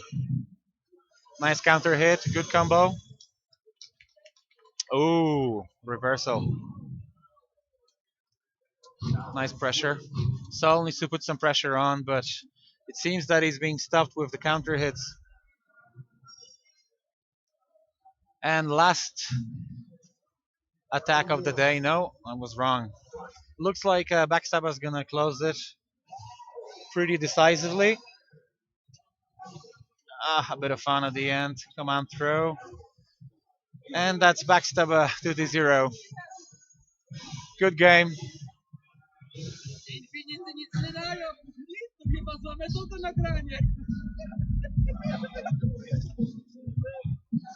Backstabber clearly more technical player, more composed.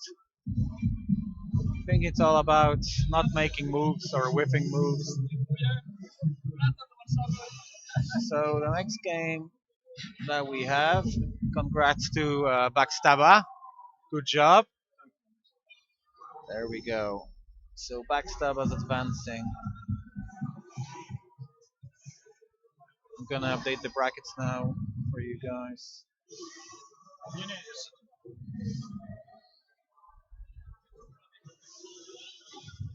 Okay, so looks like I'm gonna play with the loser of 16, which is Slide and Batmuts. That's gonna be a good game.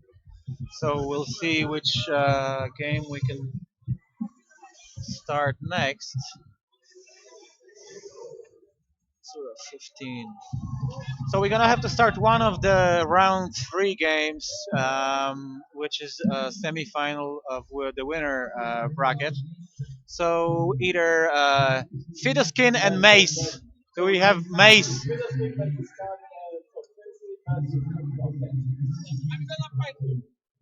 Fiduskin and Mace or Backboots? Or you're here? Okay. So for the first game, we have both players here. Batmuts and Slides are gonna have the first one. Now, this is guys. Just wait a second. I'm gonna confirm if it's best of 5 or if it's best of 3 or best of 5. I'm not sure. Just wait a second.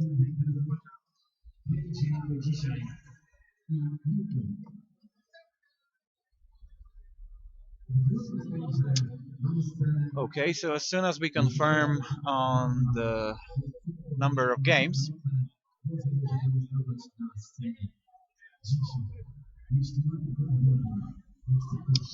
the players are logging in. I'll try to confirm that before the game starts.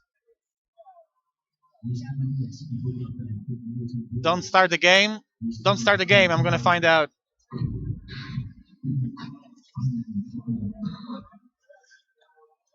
So I'm gonna leave you guys here for a sec.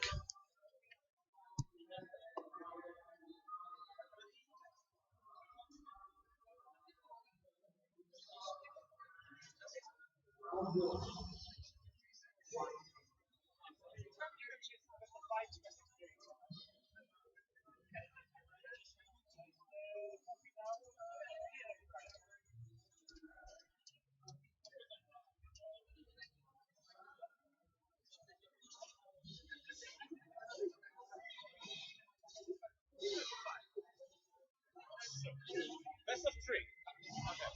Jak też mogę komentować, ale wiesz co, mamy tylko jeden live. A to jest. Ja już są. Jak już jesteś, to już dawaj. Dobra. Yeah, warming up. Okay. Hey everyone, it's me, Hiryu. I'm here. Cool. I can hear that Koji did a great job filling in for me. That's what I would expect from the old school players. Okay, so we're having Slide currently sitting at 0 against against Badmots. Badmots. Yeah. Against Badmots. 24, currently also sitting at 0. Now, I'd love to see how Slide is going to deal with Eddie, because it's always a matchup about dealing with Eddie. With Ino, he can really run away a lot. He can be mobile. He can remain out of range, but not for that long. I mean, you won't score any hits that way. So it's almost impossible to wait out Eddie, especially if Zato is capable. He's just going to call him off when he learns that he's out of range, effective range at least. And now we're having a dominant match for Badmots. Slide unfortunately getting hit quite a few times too many, especially with the Nobiru. You really gotta watch out. You can't get hit like this. It's a crucial manner of knowing the matchup that whenever a drill is set up on the ground, Zato can use it to summon Eddie from the spot where the puddle is formed. The bright puddle is a place where Eddie can just jump out the shadow and attack instantly. Now, very nice Slide went for the gold burst. While it didn't hit Zato, it did hit Eddie, so he was safe for a short while, and he managed to land and get the hit. Now, what's happening here is Badmots is getting an unblockable, and Slide is requesting a change of controller.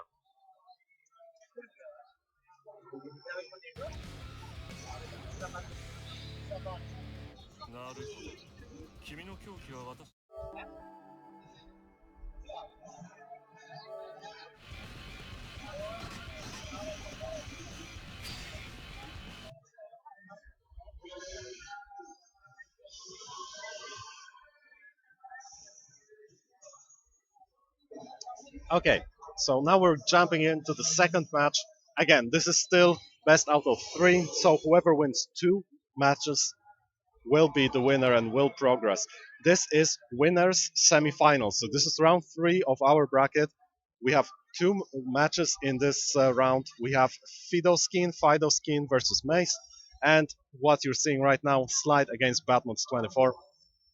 And what you're seeing right now is unfortunately the best that Eddie is at. And I mean, keeping the opponent constantly blocking, constantly guessing until you can guess no more and you just get obliterated. But here comes Slide with a little bit of pressure, a bit of dash in, dash out, overhead, low, overhead, creating some distance, placing the projectile.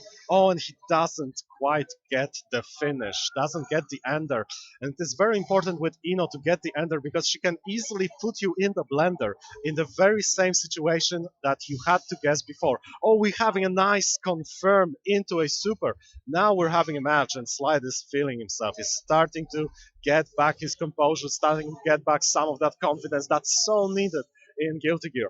There are so many options and many of them are bad, but they can work if you really believe in them, if you can really overwhelm your opponent. Badmut's right now with a very nice just guard, building a little bit of meter and also a little bit of guard gauge, but it is irrelevant if you don't get hit. Again, with the Nobiru, very bad thing to be hit with. Slide got hit with a counter hit that could have led to a devastating combo, but fortunately Badmans did not capitalize fully. Right now, he went for the command grab. This is it for this round, of course, because there's still at least one round to go. It is, however, a match point for Badmans 24. And here comes Slide with the early hit, does not capitalize, doesn't get the full follow-up, the full combo. Badmuts is trying to evade, trying to be a little bit more evasive with the flight, and Slide caught on quickly, put him in the mix-up, but unfortunately did not get the hit. And right now we're having the worst possible situation for Slide. He got hit with the Mawaru, with the Saw Blade, and that led directly into Dust, right, just like that. And this is an unblockable situation. You can only escape with the burst, and even that is not always guaranteed. And Badmans 24 goes forward. Now, next match is Fidoskin against Mace. Sato win. なるほど。君の狂気は私と同じか。私には同情できる心も残っていない。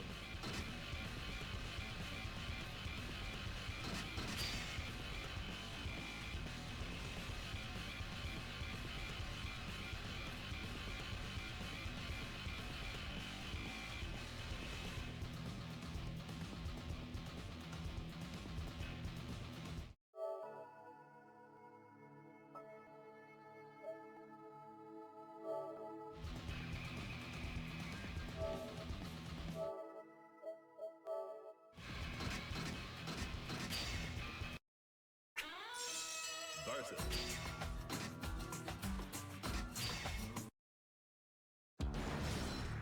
Who dares defend the name?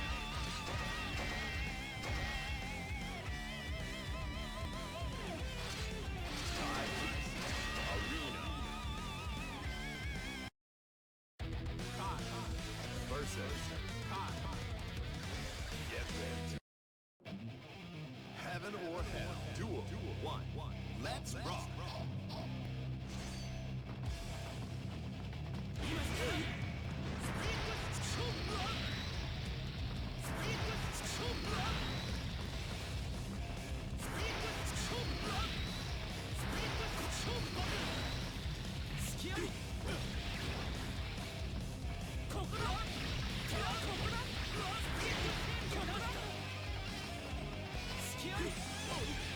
It's not over yet.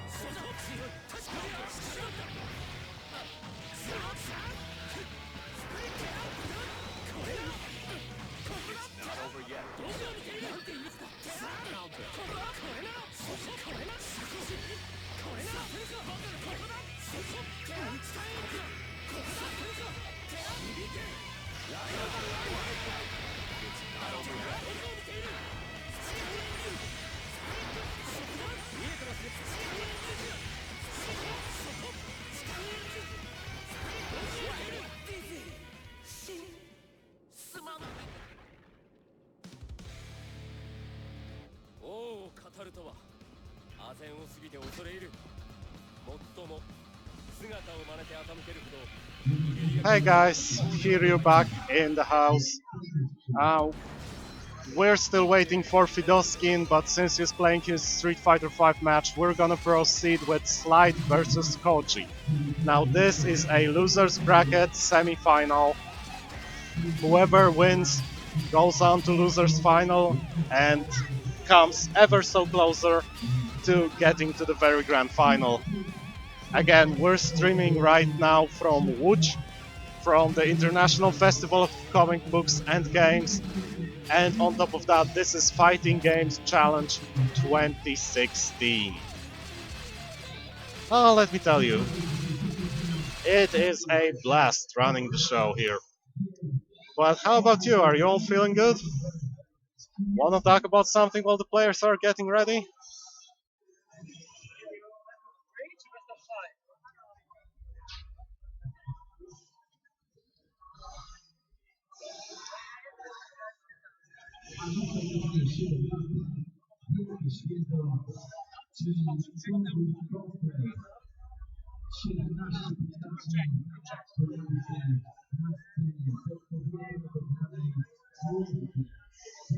Okay, we're having button checks.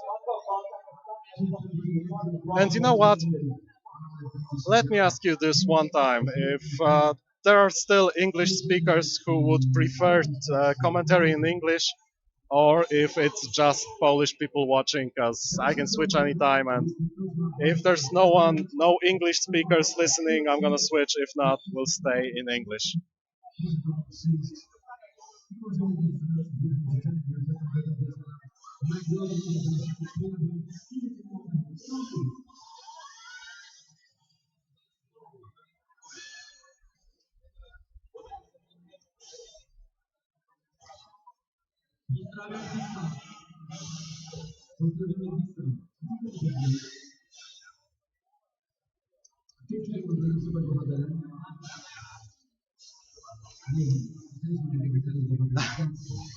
Thanks. Thanks, man. I really appreciate that. Anyway, here we go. Now, Koji versus Slide. Ha! Let me tell you guys, this one I've seen way too many times. These guys have been going at it so many times. It was like, whoa, whoa, whoa, guys. We're having a stick shattered. I'm sorry I'm not commentating this match, but right now, during Street Fighter V Top 16, one of the players just shattered his stick. I mean, sorry, it was a hitbox. And I'll go back to the matchup as soon as possible, but let me just tell you, this piece of equipment was completely shattered. You don't see that every day. And it's too bad because if I'm reading that correctly, it was Fidoskin who is supposed to play in a second, so he may not be able to. And in that case, Mace is gonna get a bye. But okay, enough of low media, yellow media right now. Let's go back to the match. Oh, and it's Koji getting the slight combo.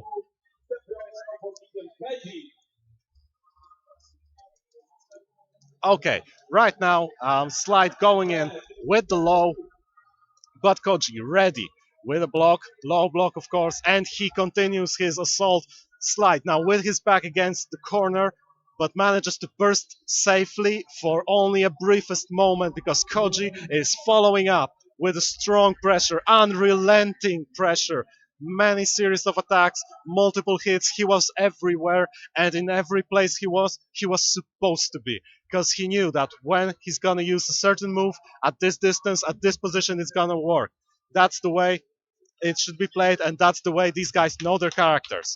So, we're having a little bit of a calm moment here. They were both jumping away, they were both trying to score a hit, a little bit of baiting here and there, but here comes Slide with the first knockdown of this round. Now 1-1 for both, for Koji and Slide. Slide goes with the dash in for the overhead, and finally scores a hit, knocks down, follows it up, but did not get the follow-up. Koji with the Koji with the stun, edge, YRC, and dash in. Doesn't get the hit, Slide is retaliating, scores a hit, goes for the full combo, and Koji with the mix-up. Getting hit, Slide tumbles all the way to the corner, and Koji follows up with only a few hits, but it's the position he gained that really counts.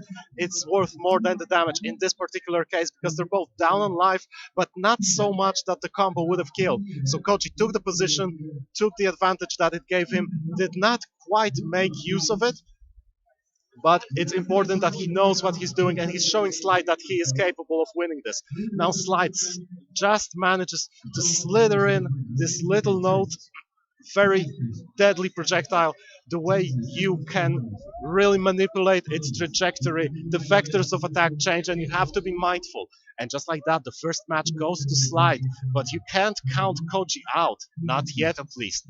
He's still capable, he's still ready, and he's going in right now with the jump, gets hit by the chemical love, goes for a short block string into stun dipper, no cancels, no meter yet, and Koji forces Slide to burn through his meter using the FD, the Fortress Defense. So far, Koji is in the lead, but Slide manages to score a knockdown. Koji bursts immediately. He does not want to deal with the mix-up. And let me tell you, Ino's mix-ups, they are deadly. You cannot read them. You have to guess, and you have to guess right, because if you don't, you're gonna get put in the blender just like that. Slide is the one being put into blender with the charged stun edges, with the YRCs, with all the mix-ups. Koji is the one who gets the first round of the second match.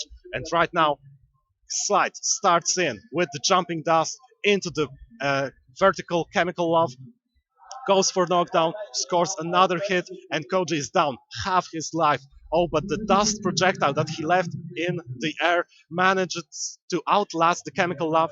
Slide gets hit, gets a little flustered, gets thrown for his trouble, but like that pushes Koji into corner. Koji with the brave charged stunnage. It was very risky, he could have get hit, but he knew what he was doing. And another stunnage, charged stunnage, but it doesn't work for Koji, not this time. Slides, confirms, into super, follows up, Koji tries to burst, but not in time, gets hit with the sweep, and Koji still on the offense, but Slide manages to hit with the standing punch, not the most useful anti-air in Guilty Gear, but sometimes it does get the job done.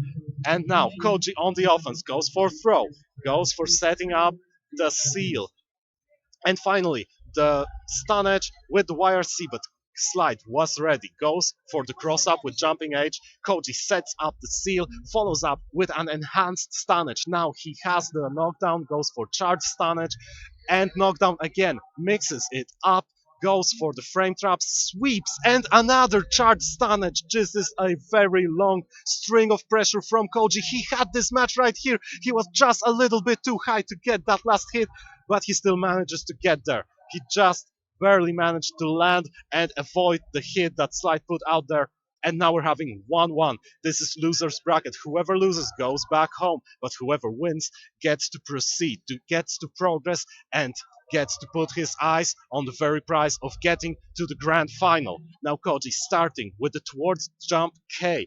Rather risky move against Ino, but it wasn't unpunished. So Koji managed to go forward, pushed Slide into corner. Now Slide tries to go for the air grab to get some very needed air momentum change. Koji was ready for him to fall down. He decided to change it up a little bit. And again, Koji with the stun edge. Slide was ready. At first he was way above that, just dashed in and hit. Then he was ready with the dash in low. Again, very strong option for Ino. Ino has many options to deal with the projectiles, but here comes Koji with a good combo.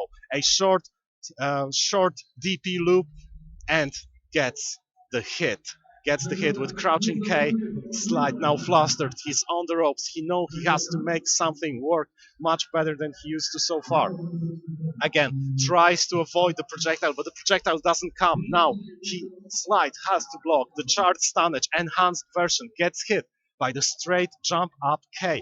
And Koji, knowing the proper distance, goes for the slide, knocks Slide down, gets a short offense going, but Slide with the bursts just like that, escapes, puts Koji in the corner, burns meter for 2 supers in a row, and in block string, I might add, this is big, this is huge for Slide, because he lost so much meter, he may not be able to use it for a strong confirm that he needs to make up for the loss of life right now. Koji is still in the lead, manages to knock down, gets the throw, but there's still one more reset, one more mix-up, and whatever Koji decides will decide the match. He goes for the air throw, and just like that, Slide is out of this tournament. Too bad, I would really love to see another match, but that's how it goes with the losers bracket. You are out, Slide. I really appreciate watching you. Hope you're gonna see this. Shoutouts to Slide, shoutouts to Old School, Guilty Gear, Team Poland right here.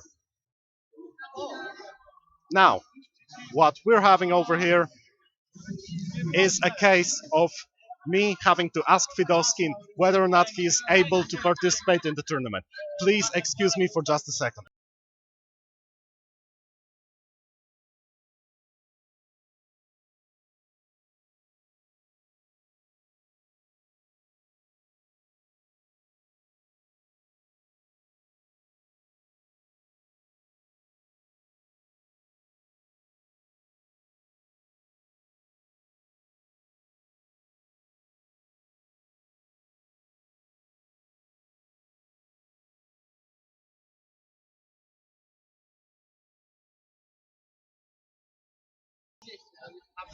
Hello guys, here I'm back from the Fighting Games Challenge here in Łódź.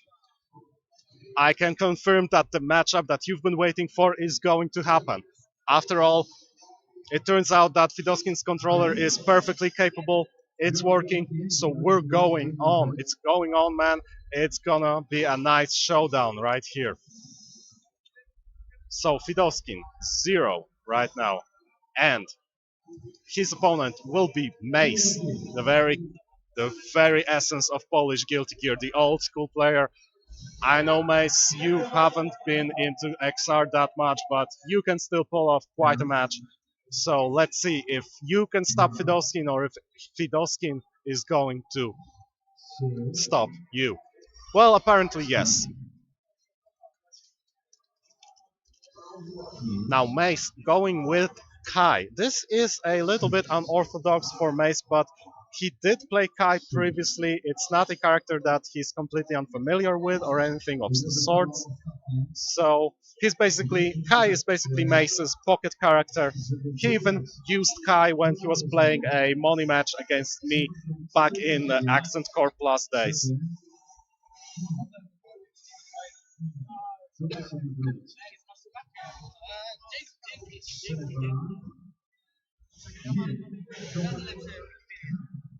Trzeba znaleźć, aby powiedzieć, w którym miejscu znajduje się nasza osoba.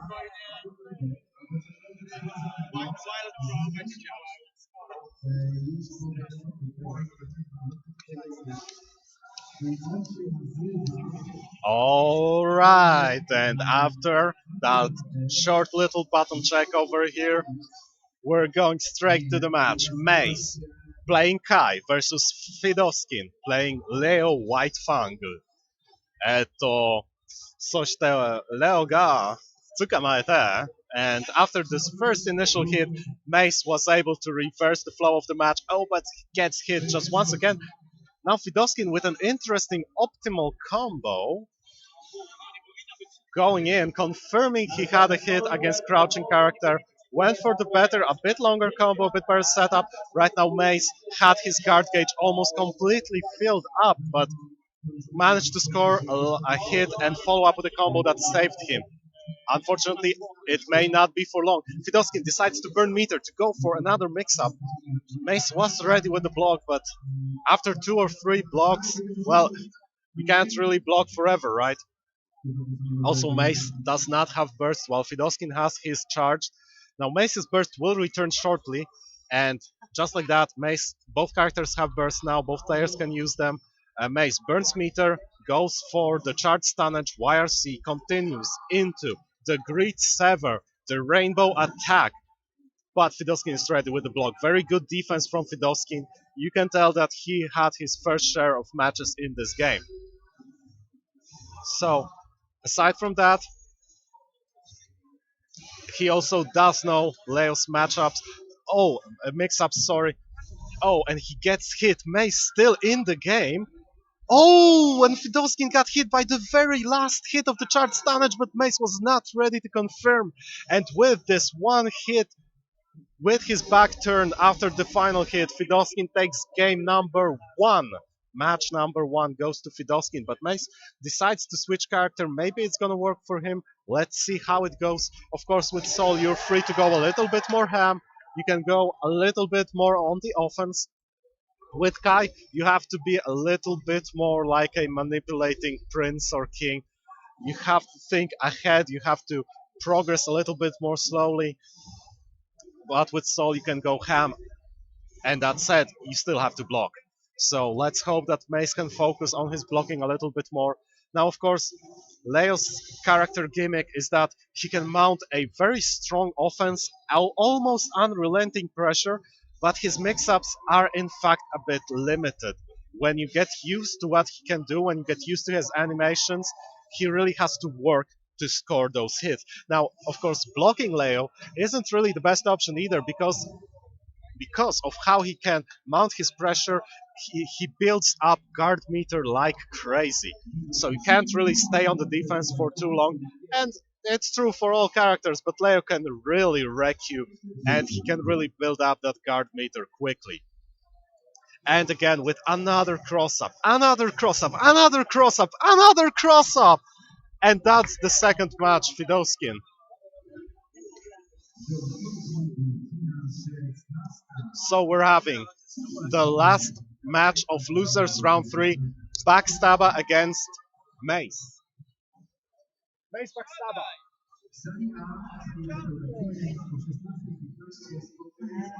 Give these guys just a little bit to prepare and we'll jump right into the match. Both players are ready.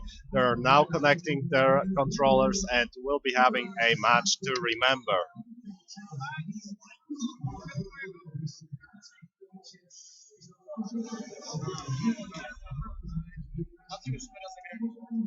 Ah.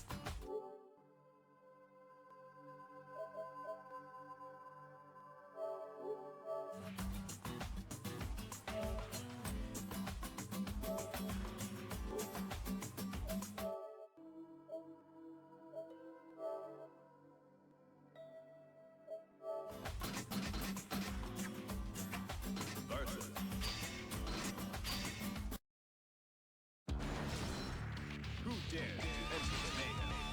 Soul back with actual love.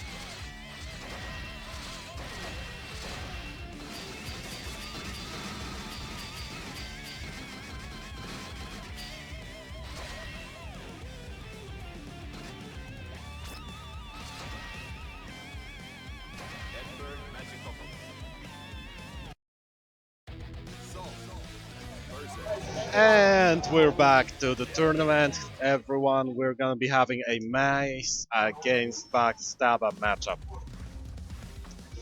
This is going to be interesting because, well, you know, Mace is the one with fighting spirit, but Backstabber really does research his character. He's one of the dedicated guys who practices online with all the different sorts of players, so I'm pretty sure Backstabber did see quite a few souls in his lifetime, whereas I'm not sure about Mace's matchup experience. This will come into play shortly. Oh, but Mace scores a nice hit with the Gunflame, runs right straight into the DP and gets juggled by the Sparrowhawk stance. And just one hit takes it. Now the first round very quickly went to Backstabba. Let's see if Mace can find an answer to Backstabba's shenanigans. Okay, Mace slowly getting in, pushing Backstabba to corner, but Backstabba scores a hit, follows it up, pushes Mace even further back, and now it's Backstabba with a lot of space to work, but not for long. Here comes the Fafnir! Right after that one short combo, and Backstabba just barely manages to run away with the command cross-up. Oh, and he's ready with the standing guard against the Riot Stomp. Mace was sure it would hit, goes for the Fafnir after the Gunflame, but no full combo there, and manages to uppercut Backstabba. Now only one hit, maybe two, and that's it. Backstabba ready with the TP, and it hits! Now the Sparrowhawk stance, Mace not ready, he blocks, which is a bad idea, but scores a hit! No! He wanted to go for meaty Gunflame, but it didn't come out in time. Heaven or hell. Duel 1. Let's rock. And the first match went to Backstabba. Too bad, Mace almost had it, but just ever so slightly he missed his proper timing. Now got hit by the DP, manages to confirm into knockdown, and short block string into Gunflame. Again, landing from the air dash, scoring a hit with the standing K, sweeping, and gets hit by the Blitz Shield. Backstabba charges and Mace does not know how to respond to the charged Blitz Shield, at least not this time. Oh, and gets hit by the cross-up, and another cross-up. Now it's a launcher. Backstabba does not drop a combo, he follows up as he should, scoring this first round of the second match.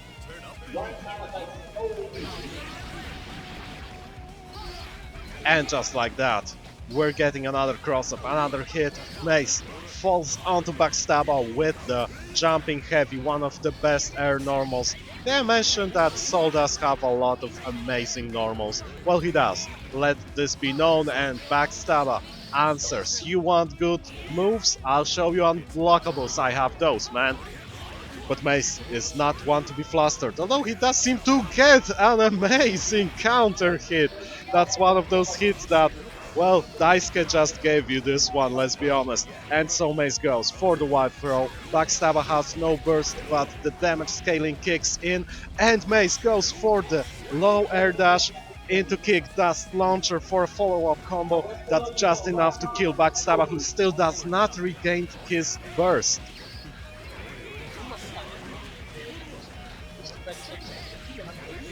Ja nic nie wiem, sorry. Wiem tylko, że tu jest. Możesz, ale nie będę jej pilnował. Okay, sorry for the little short break in the commentary. Oh, and a nice Volcanic Viper from Mace, and a reversal super from Backstabba. There's a hell of a lot of damage going on right over here. And the point blank, almost Sparrowhawk stance juggle takes it. Backstabba wins. Alright everyone, and we're here. This is top 4, the final stage. Backstabba moving on over Mace. Now, Fidowskin against Badman.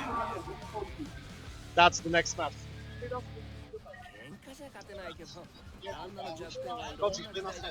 Sorry? Which part of tournament? This is winners finals. Okay. Yeah. Oh, yeah, with Fidowskin. Guys, you're playing first to 3. First to 3. Best of 5 or first 3. Yeah.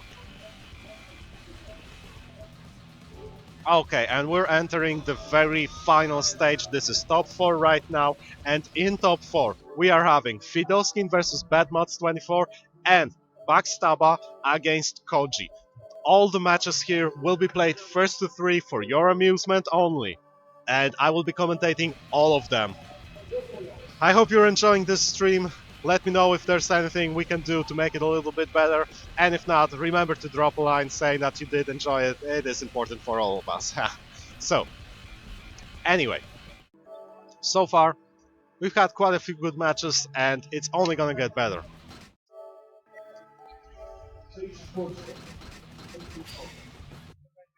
For those of you wondering, I'm pasting you the bracket right now. You can see how each of the players who got to top 4 got there, what were their opponents, how did they manage to get so far, and here we go. This is winners finals. This is Fidoskin versus Badmods. Sato versus Leo. Get into heaven or hell. Duel 1. Let's rock. Okay, and we're having no button checks? Nope, we're having some, I guess. Is it a button check? Okay, it wasn't a button check, which is fine. Let's jump right in.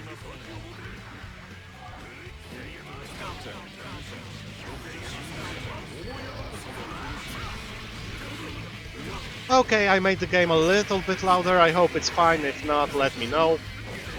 And let's jump into the match, right? So, Fidoskin, very aware of the drills, I guess.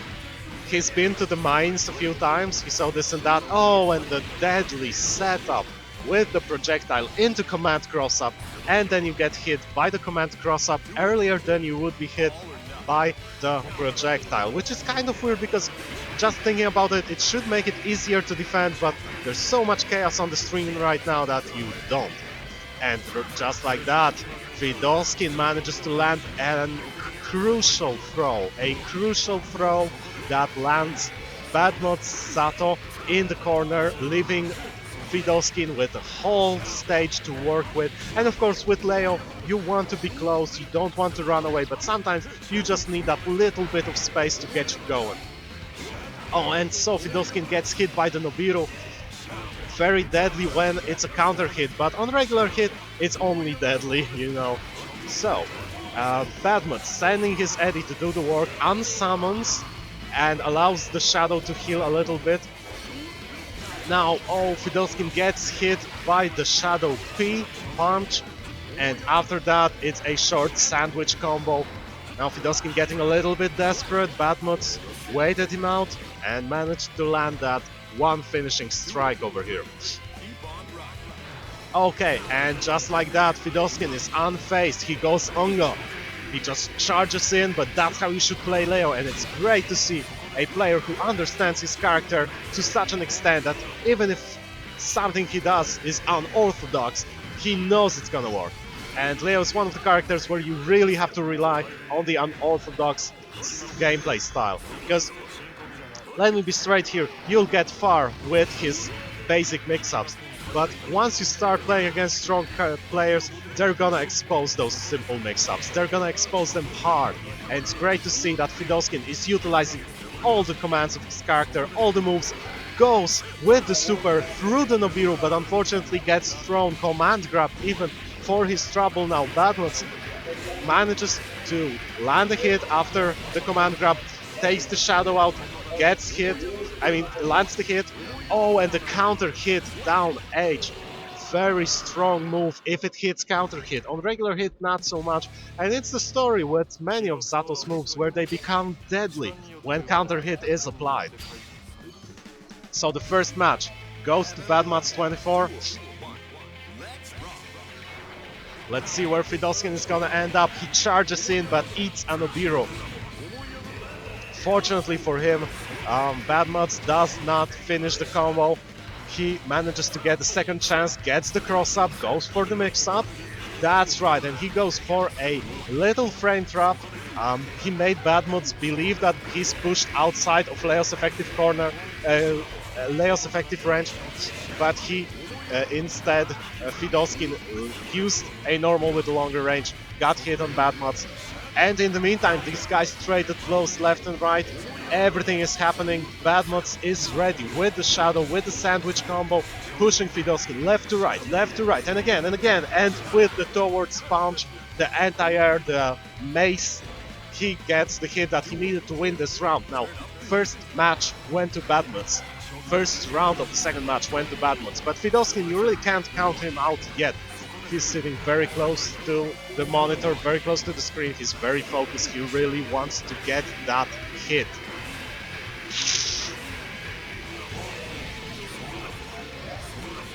Oh, and Badmuts did not land the dust as he wanted with Fidoskin against the corner. Badmuts manages to land the crouching slash into a drill for a short knockdown.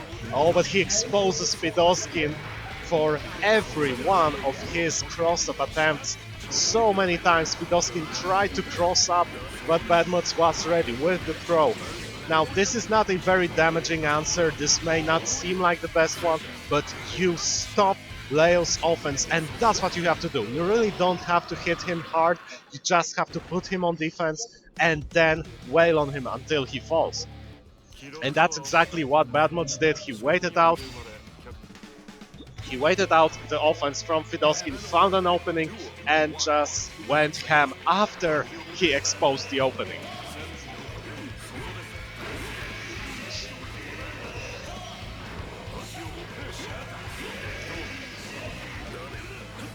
And this is 2-0 for Badmuts. Now Fidoskin must make some adjustments. So far, as you can see, Badmuts seems to have a lot of experience against Leo. You saw an amazing sequence of just blocks from Badmuts. He's really comfortable staying on defense, he's building meter. Now of course guard gauge is rising as well, but let's not forget that while Leo can really blow you up if you have your guard built up, so can Sato.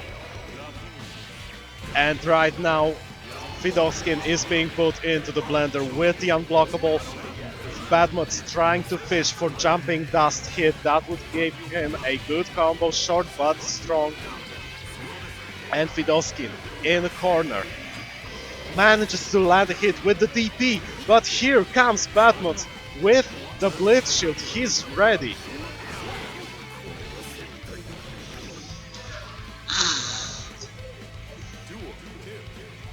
And now this is match point, this is winners finals, match point for Badmuts 24. He's going in strong, the first match opening goes for him. Oh, but Fidoskin manages to kill the shadow with the crouching slash. Badmuts wanting to hit with the blitz shield, but Fidoskin was ready, he exposed it with the throw. Goes forward, jumps with the fortress defense, trying to bait the Nobiru. And Badmuts in the corner, but gets the gold burst. Rowan cancels his dash, but he's ready with the defense on Fidoskin's attack. The cross-up again was thrown. Fidoskin really has to adapt, because if he doesn't, Badmuts is just gonna throw him over and over. And right now Fidoskin in the corner burns meter to get the dead angle attack, doesn't get the hit, but manages just barely to push Badmuts away. And now Badmut again waiting for the cross-up, just waiting patiently, gets the hit and scores a final hit in this winner's bracket match. Badmuts 24 advances to the grand final. Okay, and now Backstabber against Koji. This is going to be the losers next to last match. Whoever wins will proceed to the losers final. そして見る者は嫌をなくその主観の背景を考察しなければならない。ただ私はその辞書に表すのは人とは書かないのです。 Okay.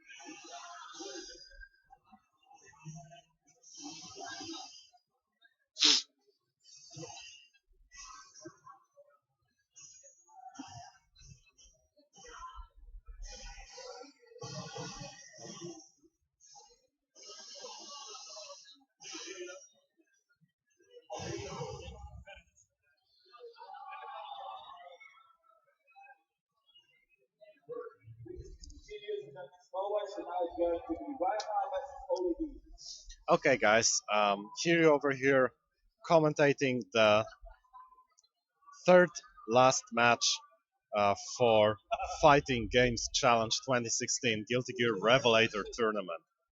Now, let me tell you, we're having Koji against Backstabber. Again, very nice to see all the Polish players get around here, playing it seriously, going in, and Koji mounting a short offense, but Backstabber answering with the DP. Koji with the DP of his own. Backstabber falling down, manages to score a hit. We're having a little bit of trades over here. Koji with the cross up, but Backstabber ready with the throw, and they follow up, doesn't get the full combo. Koji lands a hit, goes for the DP ender, and the charge stunnage, but Backstabber with the Ransom breaks through Koji's offense. Oh, and Koji ready with the jump. Oh, you gotta be kidding me.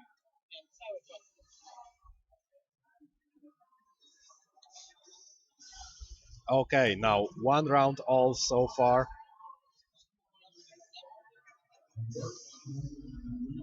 And Koji, after the charge stunnage, just a few punches, building this meter, building the offense, looking for an opening. Backstabber found it before Koji did, managed to get out, tried to mount an offense of his own, but here comes Koji, bringing Backstabber back to the corner. Backstabber trying to answer with the Blitz shield, but Koji ready for it, goes low, breaks through Backstabber's defense, breaks through his DP, but still Backstabber fighting on, scoring this counter hits he's so needed, following up with the combo. Koji with the blocking, ready. Now is Fortress defense the answer right here? I'm not sure, but the stun dipper was. Unfortunately, the range was just not right, and he couldn't score a knockdown. Backstabber takes game number 1.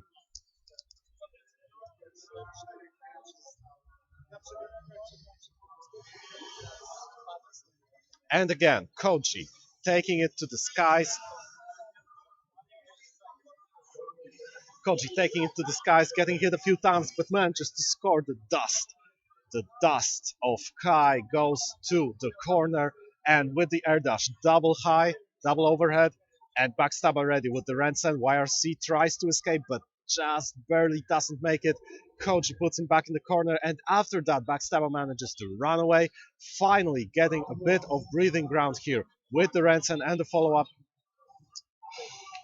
Gets hit. Oh, and Backstabber using the burst so late into the match, but it gives him the space he needed. Goes for the Sparrowhawk juggle and the counter hit. This is really big for Backstabber. He's just one hit away from the match, from the round, sorry, and he cancels into the unblockables. Oh, and the counter hit, the towards punch counter hit, very strong, very good anti-air move. Goes double overhead, Koji with the blocks, burning meter for the Fortress defense. I'm not really sure Fortress defense is the way to go against Axel. I mean, he's deadly if you push him back, and he's kind of dangerous if you keep him close. But it's Koji's decision to make right now. Tries to get in with the air dash, but he's too late, and Backstabber ready with the overhead. Jeszcze 3, do 3. And Backstabber with the second win. Koji was all ready to shake his hand, but no.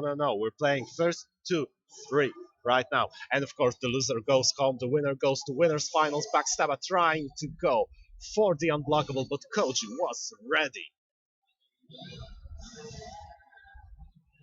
And Koji with the stun edge. YRC falls down, gets the knockdown, tries to follow it up. Backstabber ready with the DP, but doesn't get the hit. And so Koji manages to get this big life lead. Now Backstabber is on the ropes. Koji with the charged stun edge into the dust, into stun edge YRC. And Backstabber was ready for the charged stun edge. He was ready for the dust, but he was not ready for the follow-up stun edge. Right now, Backstabber opening. Very strong air combo and another one after another. Koji so big life lost. And Backstabber with working on a perfect here. Koji whiffing the reversal and Backstabber scores a perfect round in the very final match. This is his match point. And Koji still in it, still fighting, but ever so desperately. Backstabber ready with the block on the overhead dust. And the Rensen launcher goes forward, switch places, and switch places again. Now with the command cross-up, Backstabber still in it, mounting his offense, getting the anti-air hit, following it up with the Axoru Bomba. And with the alpha counter, with the dead angle attack, he keeps Koji in the corner, but does not manage to hit, to blow through his charged stun edge. Koji approaching with another charged stun edge and the stun edge. YRC, instant air dash, goes over but does not get the hit. Now he launches with the rainbow attack, but doesn't get the follow-up combo. While Backstabber does. Oh, he baits the burst. He was ready for it. He did not get counter hit, so he could not have gone for the combo. Unfortunately, Koji did not notice that. Backstabber did. He was ready for the burst. And right now, Backstabber is in the losers finals. No food for you.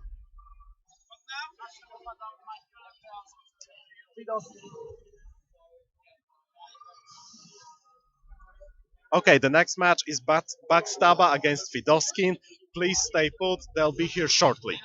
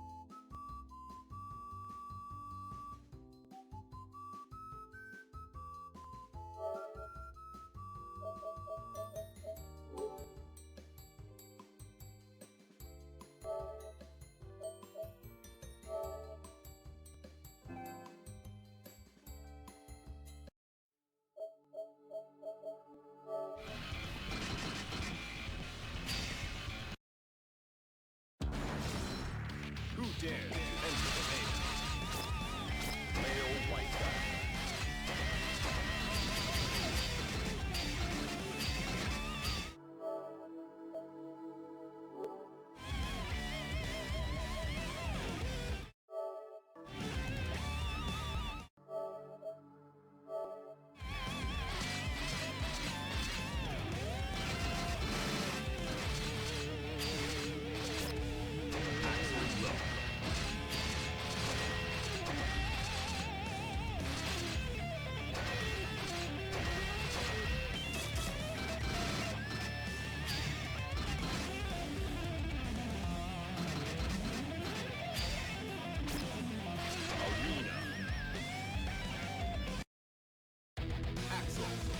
versus Leo.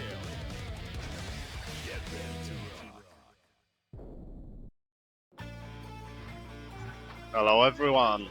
Now we're having a losers finals. This is first to 3 and we're playing Fidoskin using Leo against Backstaba using Axel.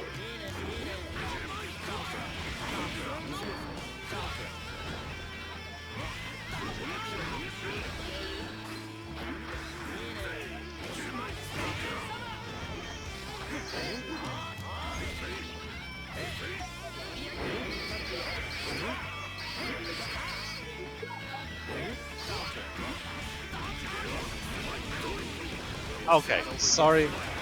Let's get back to the match. The first round goes to Fidoskin. But remember, this is first to 3, so there's still a lot going on. Now, interestingly, timed command cross-up from Axel. It looks like it hit in front this time. But unfortunately, this did not work too well for Backstaba. Here is Fidoskin mounting his offense, going in, going ham, building this offense up with the projectile, going for the throw. Rather unorthodox for Leo, but you really have to make the opponent want to push buttons and scared of blocking. That's what throws are for, of course. So, here comes Backstaba with a short combo, Rensen knockdown. Oh, and Fidoskin ready, very aware, goes for YRC just to land on top of Backstaba's head. Oh, Backstaba was ready to punish the tech, but he did it too quickly. And so Fidoskin just teched through Backstaba's attack. Now this first match goes to Fidoskin. Heaven or hell. Duel 1. Let's rock. And here we're having a counter hit starter from Fidoskin. Now baits Backstaba with a shield, goes for another shield, and Backstaba, very aware, wakes up with a button, scores a counter hit, which is great for him, but unfortunately Fidoskin is still on top of him. Backstaba trying to fish for this very important hit, cancels with the Roman cancel his cross-up so as not to get punished. It would hurt a lot, but unfortunately he still gets hit a bit later, and this is enough to end this round. Fidoskin, one match won, and the first round of the second match goes to him. Duel 2. All or nothing.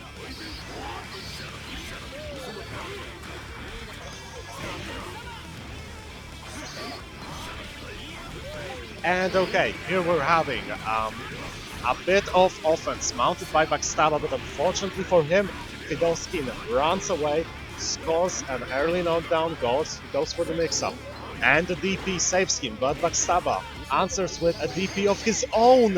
Fidoskin uses Dust to attack Backstaba, but he mistimes it and lands just in front of Backstaba's Axel. Unfortunately, this is still not in range to be punished, so they are now trading hits. Oh, and Backstaba goes for the unblockable. This will be enough.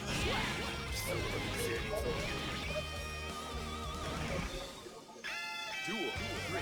Turn up the heat. And a trade at the beginning. Both players now eager to press buttons, score those hits, land the damage. But here comes Fidoskin with that damage. So much damage and so many mix-ups. Oh, the resets are real. Goes for double shield. It's the same bait as before, and Backstaba was ready. But so is Fidoskin for the command cross-up. Ready with his DP.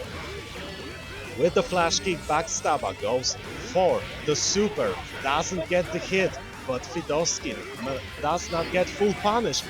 Charges in, Fidoskin using YRC to stop his momentum, become just a little bit more deadly. Backstaba with all the perfect blocks. Oh man, he held up for so long, but it just wasn't enough in the end. Leo will hit you if you don't retaliate. Heaven or hell. And so Fidoskin scoring the second match right now. Backstaba very focused, but so is Fidoskin. And Backstaba goes for the reversal, scores a hit, switches places, but gets hit in turn by Fidoskin's DP, the flash kick, works so well in this matchup because Axel is usually somewhere high up in the air when he's trying to mount his offense, especially in Backstabba's way. He is jumping a lot, he's doing command cross-ups a lot, and flash kick outright beats all of these options. But here comes Backstabba with the unblockable. Fidoskin uses his flash kick to get out of the way, but he doesn't score a hit. Backstabba just barely in time to not get hit by the falling Leo. And so Backstabba with the wake up DP uses Sparrowhawk stance to keep Fidoskin in place, went for the Renaissance YRC, but Fidoskin was just a tad bit quicker and just one hit is gonna take it. The first round of the first match goes to Fidoskin. This was so close, oh my. And even still, Backstabba is in the game. It's so great to see him still focused, still fighting, still trying to get that one last hit that he so much needed. But here comes Fidoskin with the double cross-up, with the low. Backstabba not ready. Oh, he's so good blocking right this instant. Oh, but he wasn't ready for the last cross-up. Backstabba very disappointed with himself. This was a perfect. On top of that, the 5 golden letters go for Fidoskin. And we're having Badmods 24 against Fidoskin Grand Final.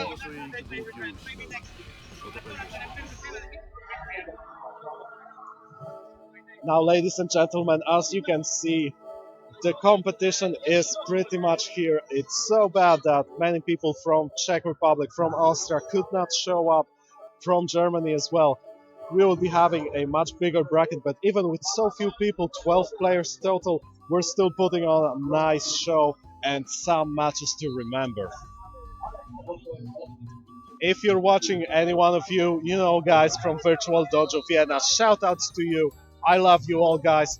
The Czech Republic, Button Czech guys, shoutouts to you. You're making great events and you're great players. And I'm really looking forward for another Button Check next year. And the Germans, can't forget the Germans, you know, so many players here in Europe, so many dedicated players wanting to be the very best like no one ever was. I hope to God I can show up at as many events in the upcoming year as possible because Guilty Gear is really growing and I love seeing that growth.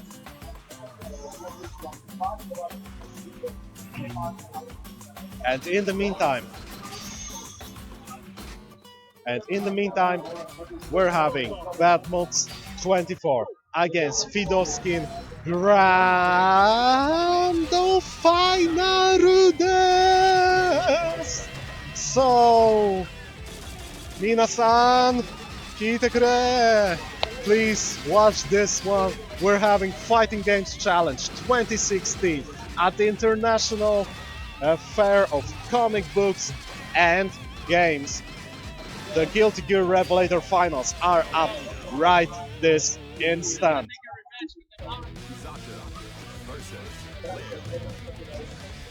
Fidoskin sitting at 0 points against Badmods 24 sitting at 0 points as well. Now let's remember that although they can both take the tournament, Fidoskin coming from loser's bracket has to win 6 matches total. And first round, so far, Badmods 24 is focused, he's going in, but the opening went decisively for Fidoskin. Unfortunately for him, he gave Badmod too much of breathing room. And again, we can see the just guards from Badmods 24. So good, so nice to see someone who really practiced, because let me tell you, these are not easy to get so consistently.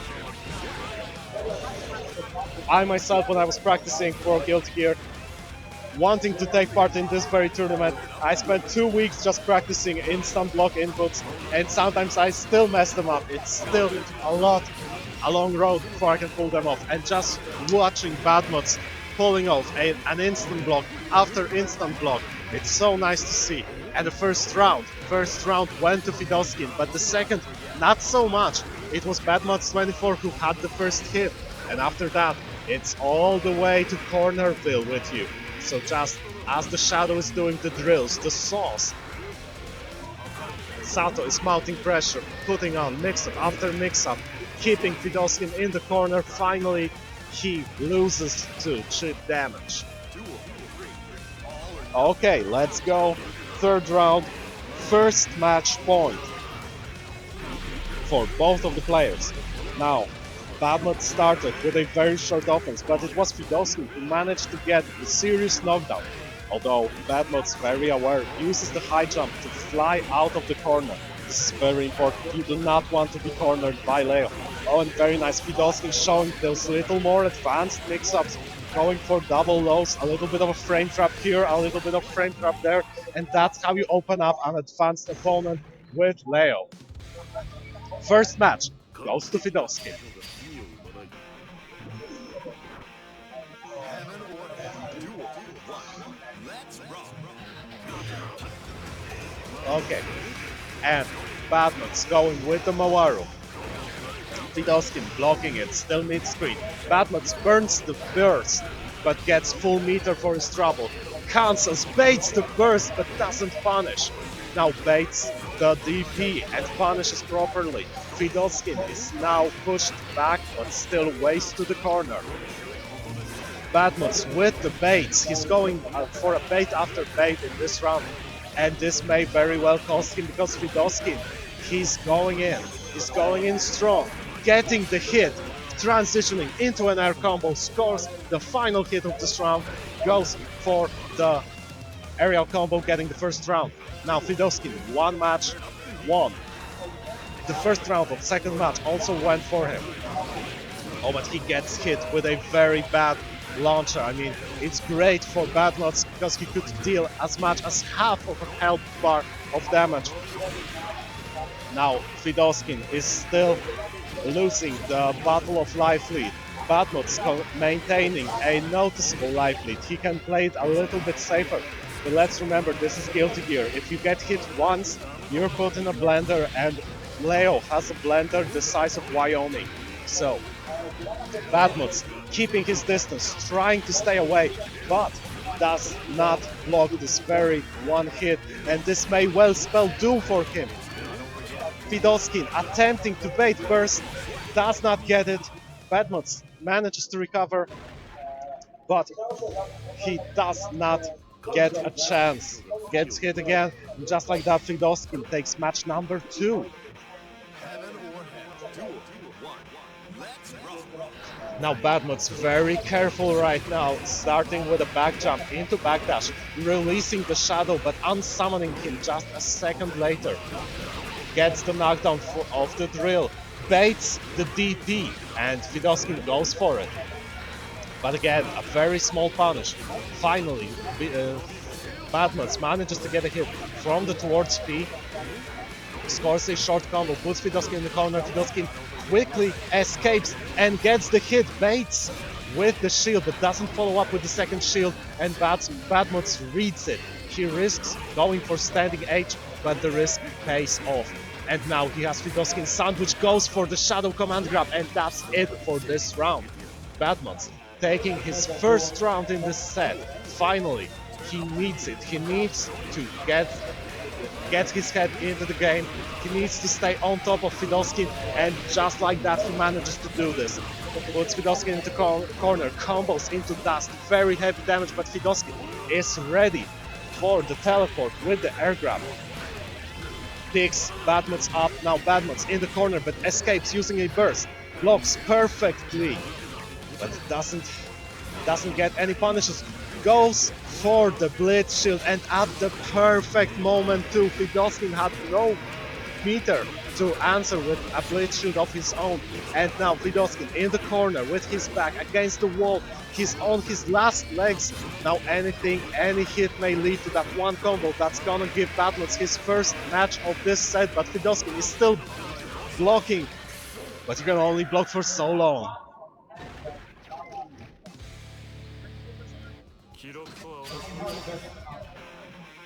Heaven or hell, duel, one. Let's rock. And now Batmans with the first match won, going for him. He does not get the early offense here. It's Fidoskin with the mix-ups, with the with dashes in, out, one cross-up, another cross-up. That's how it goes with Leo.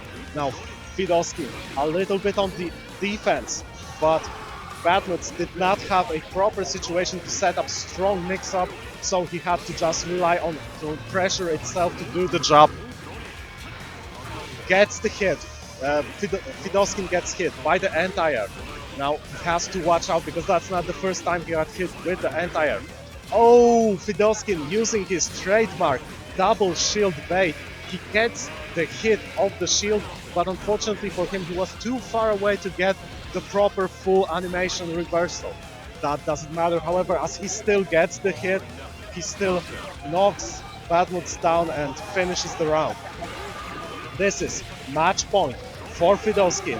If he gets this round, he will get a bracket reset. Both of them will be in losers bracket, and as such, they will reset into another match where the first to three takes it all. And now Batmans, feeling the pressure, goes in, goes high, goes low, but doesn't get the hit, gets thrown into the corner, and it's Fidoskin's time to shine. Gets hit by the dead angle attack, pushed back so far away, but just perfectly timed projectile hits both the Shadow and Eddie himself and Zato himself. And the cross-up scores it. We're having a bracket reset. Now Fidoskin, losers bracket goes to 0. Reset, yes.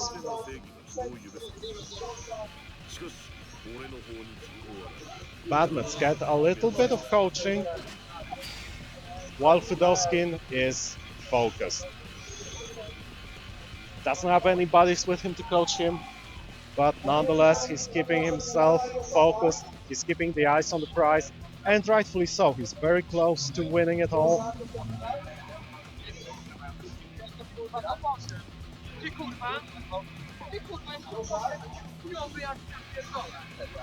We're having a little bit of a banter.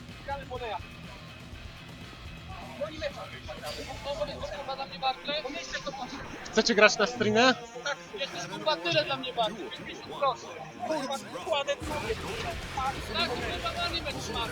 Okay, and I'm gonna be announcing a little bit.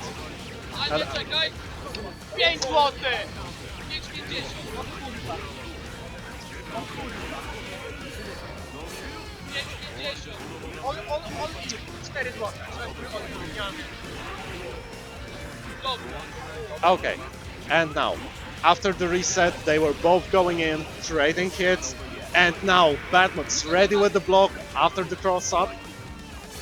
Goes for the teleport, Fidoskin ready with the block, but no punish, and doesn't get the offense. Oh, and gets slouched by the counter hit, Nobiru, this is going to be it! The first round, after the bracket reset, goes to Batmans 24.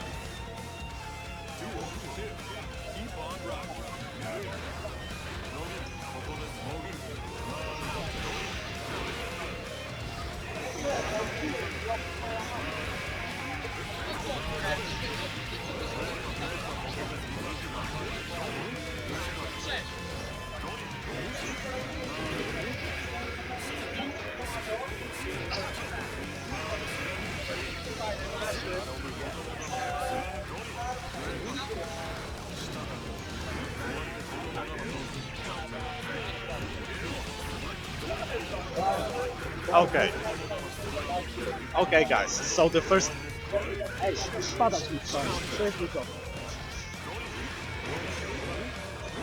Okay, and now, while the first round went to Batmans, second round, again, is very close, but he manages to get an anti-air hit with the crouching H.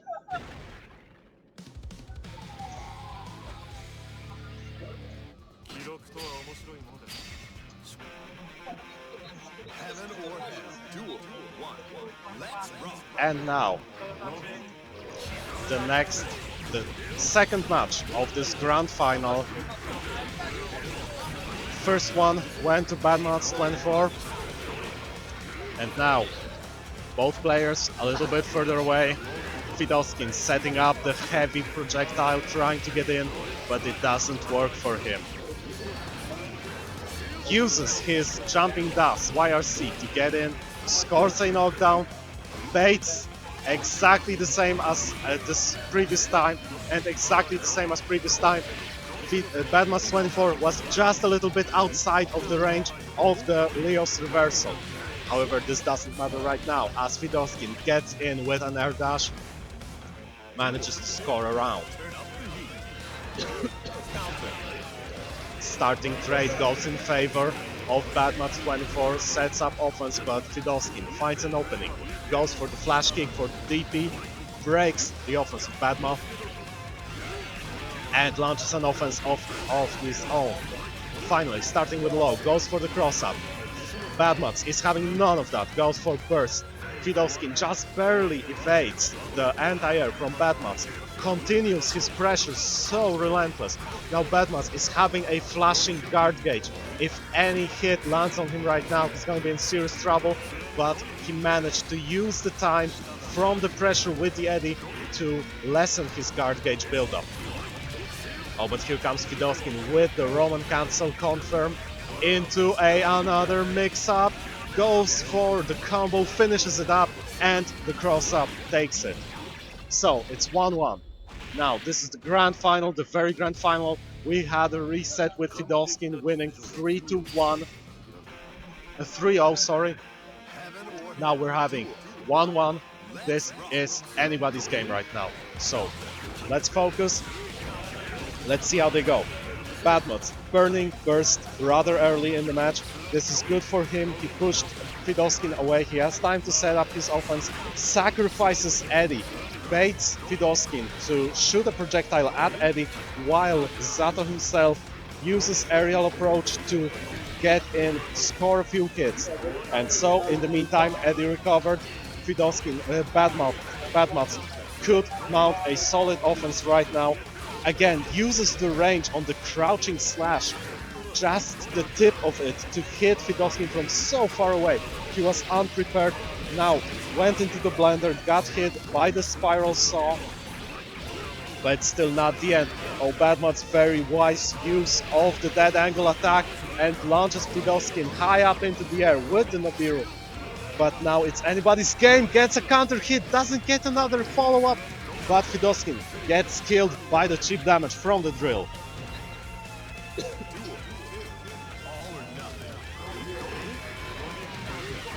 Now again, it's Fidoskin's turn to use the far-reaching normals to hit Badmats. Badmats ready with the shield to bounce Fidoskin's projectile back at the attacker. And now Fidoskin tried to go for the overhead for the standing dust, but Badmats was ready. With the answer, short poke, very short combo, but that's what you have to do in this case. And Badmats managed to get Eddy safely out, started with a few mix-ups after Mawaru, and finally, it's Fidoskin's turn to mount an offense. Right now, going low twice into the overhead, going low again after the dash, and what's it gonna be? So Fidoskin set up the projectile, did instant air dash for 2 overheads in a row, and mounts an unrelenting pressure. This is what I'm talking about.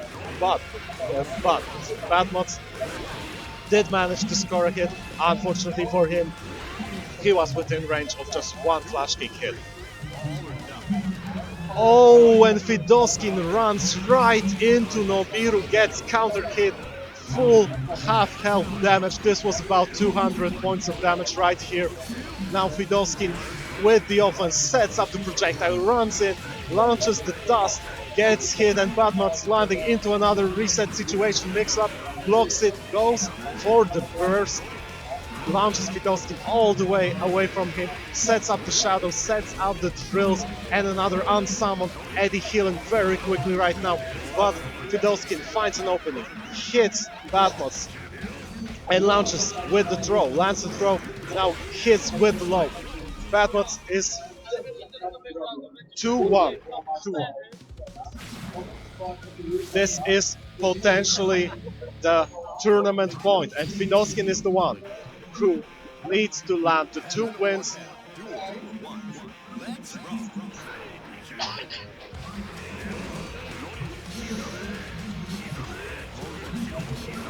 Okay, fix that one. Anyway, guys, Badmans burning the burst. He wants Fidelskin as far away from him as possible until he is needed up close. And right now, Fidelskin landing the overhead hit. Very short combo, just 2 hits, no follow-up there, but manages to get in range, lands the initial hit, the first combo, cross up, into low, goes Ongo, and then again cross up, but Badmut's ready, with nothing else than a Blitz Shield. Very good option against Leo. He has to press buttons to maintain his pressure, and that's where you could get him.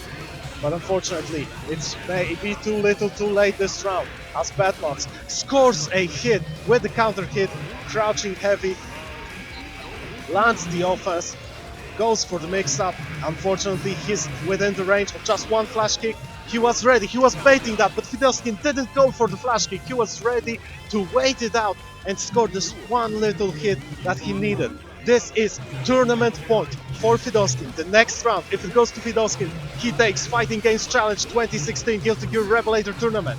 And he's on his good way to doing just that. Badmans is very low on life. Fidelskin maintaining a great life advantage right now. Manages to get a hit, just one after another. Oh, but he goes too far. Gets hit by the crouching H, counter hit, a lot of damage. Oh, and he lands the flash kick, burns meter for the follow-up, but Badmans regains his burst just in time to score another hit, and he gets it. Right now, Badmans 24, low on life against Fidelskin. Fidelskin far back in the corner, uses his projectile to get in, but it's another hit. Then he gets the hit with the run-up attack, and that's it. Fidelskin is your champion. Fidelskin wins the Guilty Gear Xrd Revelator tournament here at FGC Fighting Games Challenge 2016. Thank you for watching. We're having more right next when Qjon is going to face against Chestnut Rise in their money match. Come on, guys, we're waiting. Get up there, get ready.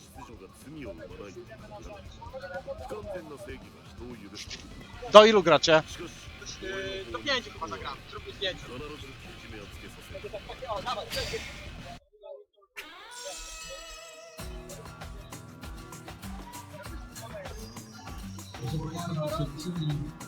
Czekajcie jeszcze.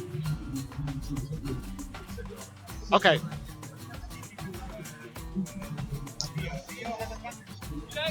To jest nasze 950. Tak. On dał 4, nawet to kurwa nie. Nawet dla dostaje 4. Okay. Infinite.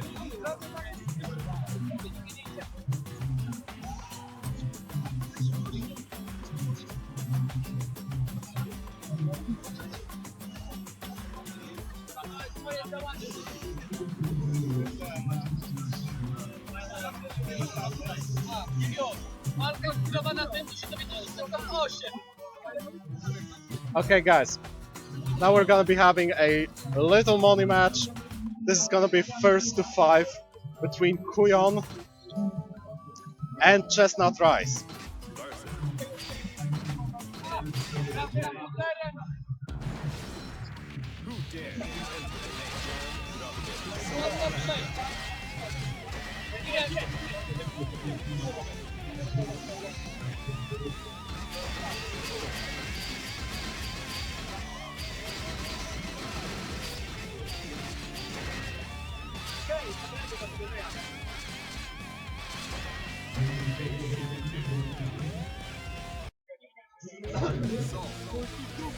Okay, guys, so for those of you who still want to see a little bit of Guilty Gear, we're having a money match, first to 5 between Qjon and Chestnut. Oh, sorry, I got it. Now they're going in, they're not wasting any time. Chestnut is pressing buttons like crazy, but here comes Qjon. For those of you wondering, why is this money match even happening? I'm gonna tell you why, and I'm gonna tell you why right this instant. Because you see, it so appears that Chestnut got further in the tournament than Qjon, which actually isn't true. They're at the same spot. But when Qjon heard that Chestnut did get to top... Wait a sec, that's 2 for 8. Well...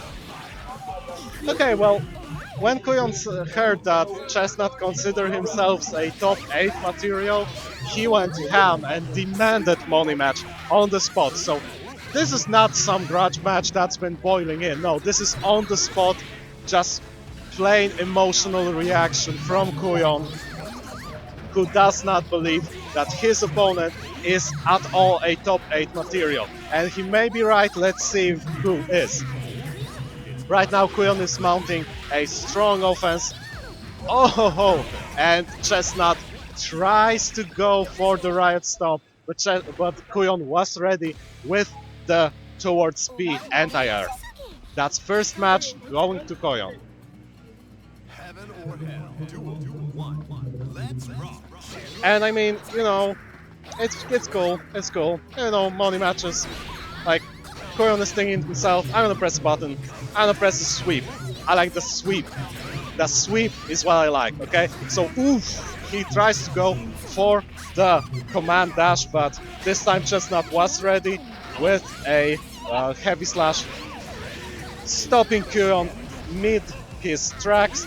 But that doesn't phase Qjon, even after the Tyrant Rave. He's unfazed completely, just goes ham.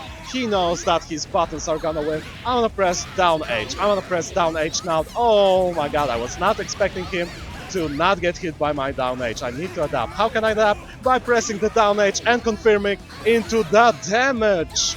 This is exactly why we're playing Guilty Gear over here. This is the damage that I wanted to see, you know.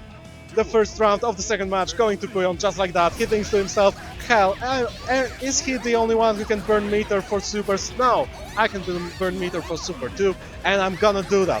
Check out my down H, bro. Check out my down H. Can this down H stop him on his track to top 8? I believe it just might, but let's watch and see. Now, let's go. How many down H's are we gonna see? Right? We're having sweeps. Sweeps are good. Okay, let's go for sweep. Oh, the down H. Oh, I got hit. Oh, it's okay. It's okay. I'm gonna press a button. I'm gonna hit him out of that. Oh, with the heavy reset. Now that's the reset I want to see in my Guilty Gear. I mean, come on, guys. Did you see that? The down H. That's the second down H I saw. Right here. A swig of down H for the working man here. Okay, and down punches into the sweep. Chestnut down. And getting up just to get hit again. The second match goes to Qjon.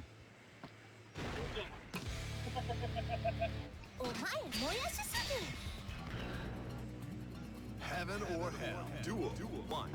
Let's rock. Oh, Qjon so ready with the just block. I mean, can you imagine this? Can you imagine what's going on in Qjon's head?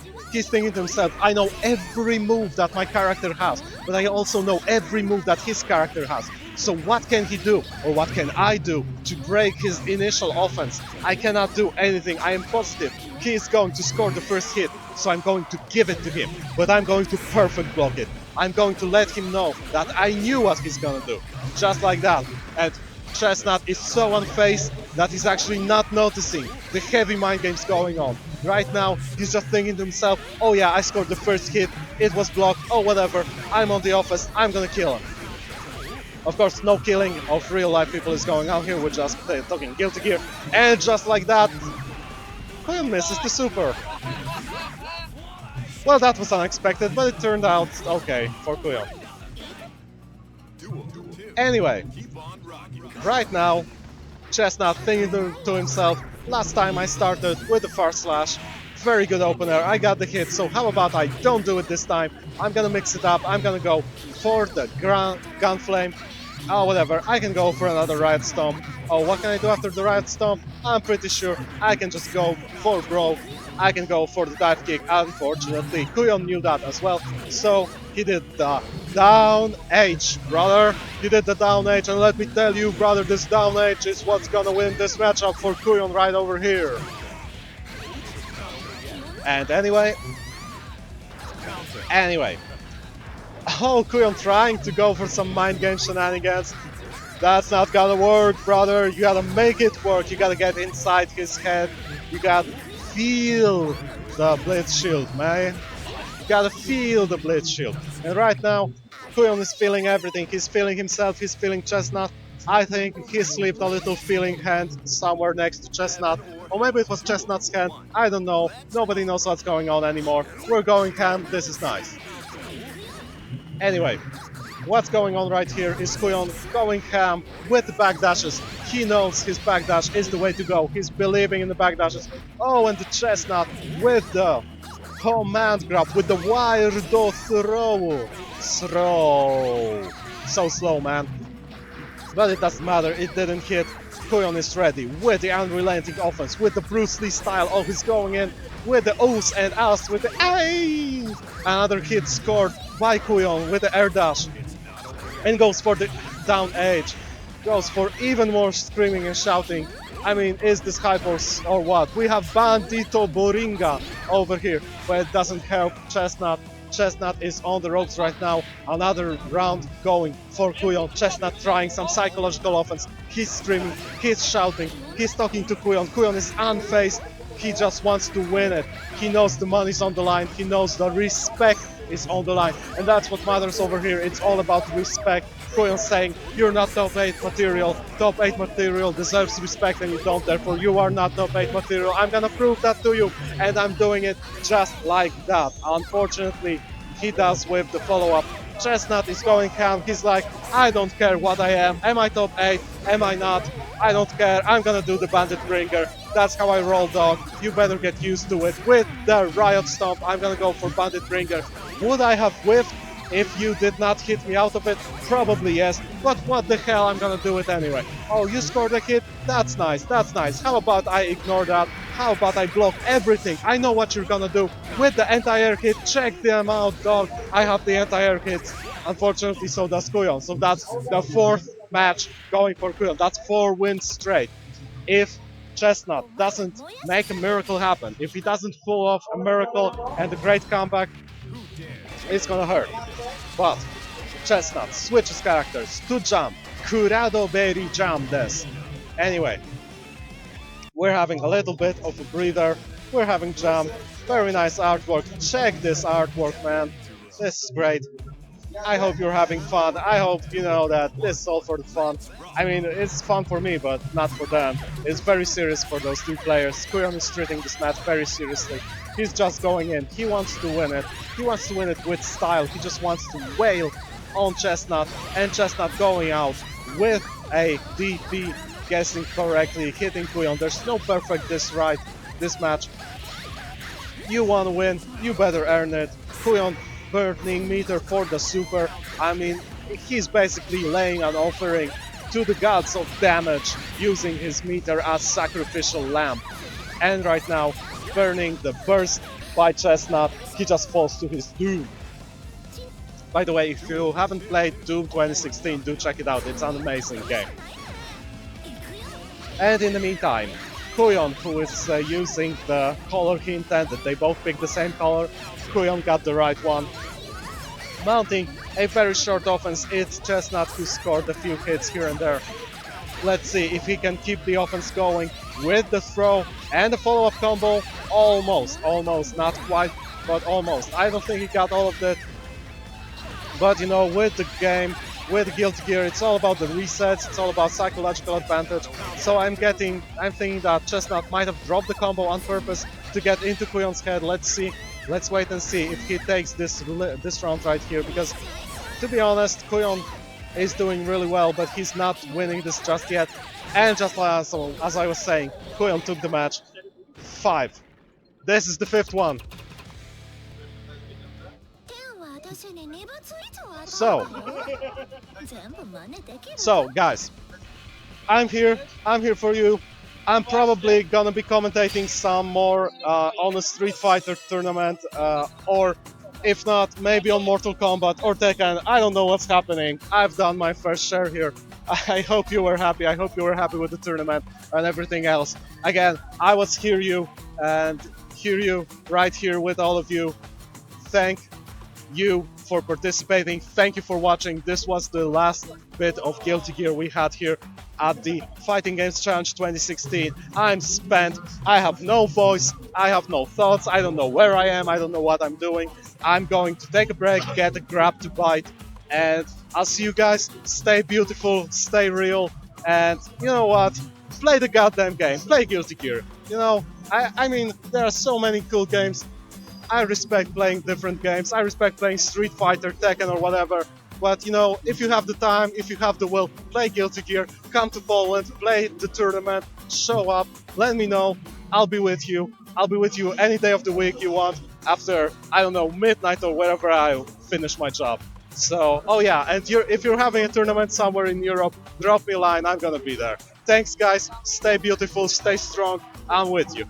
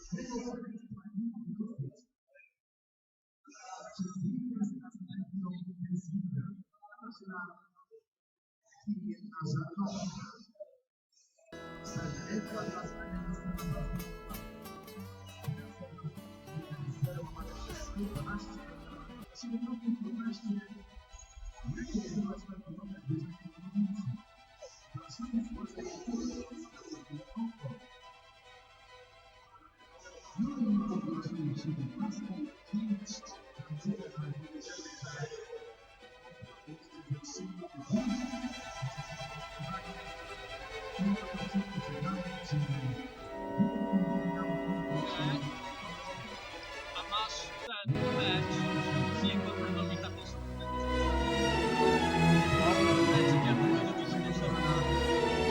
Może być, ale poczekajcie.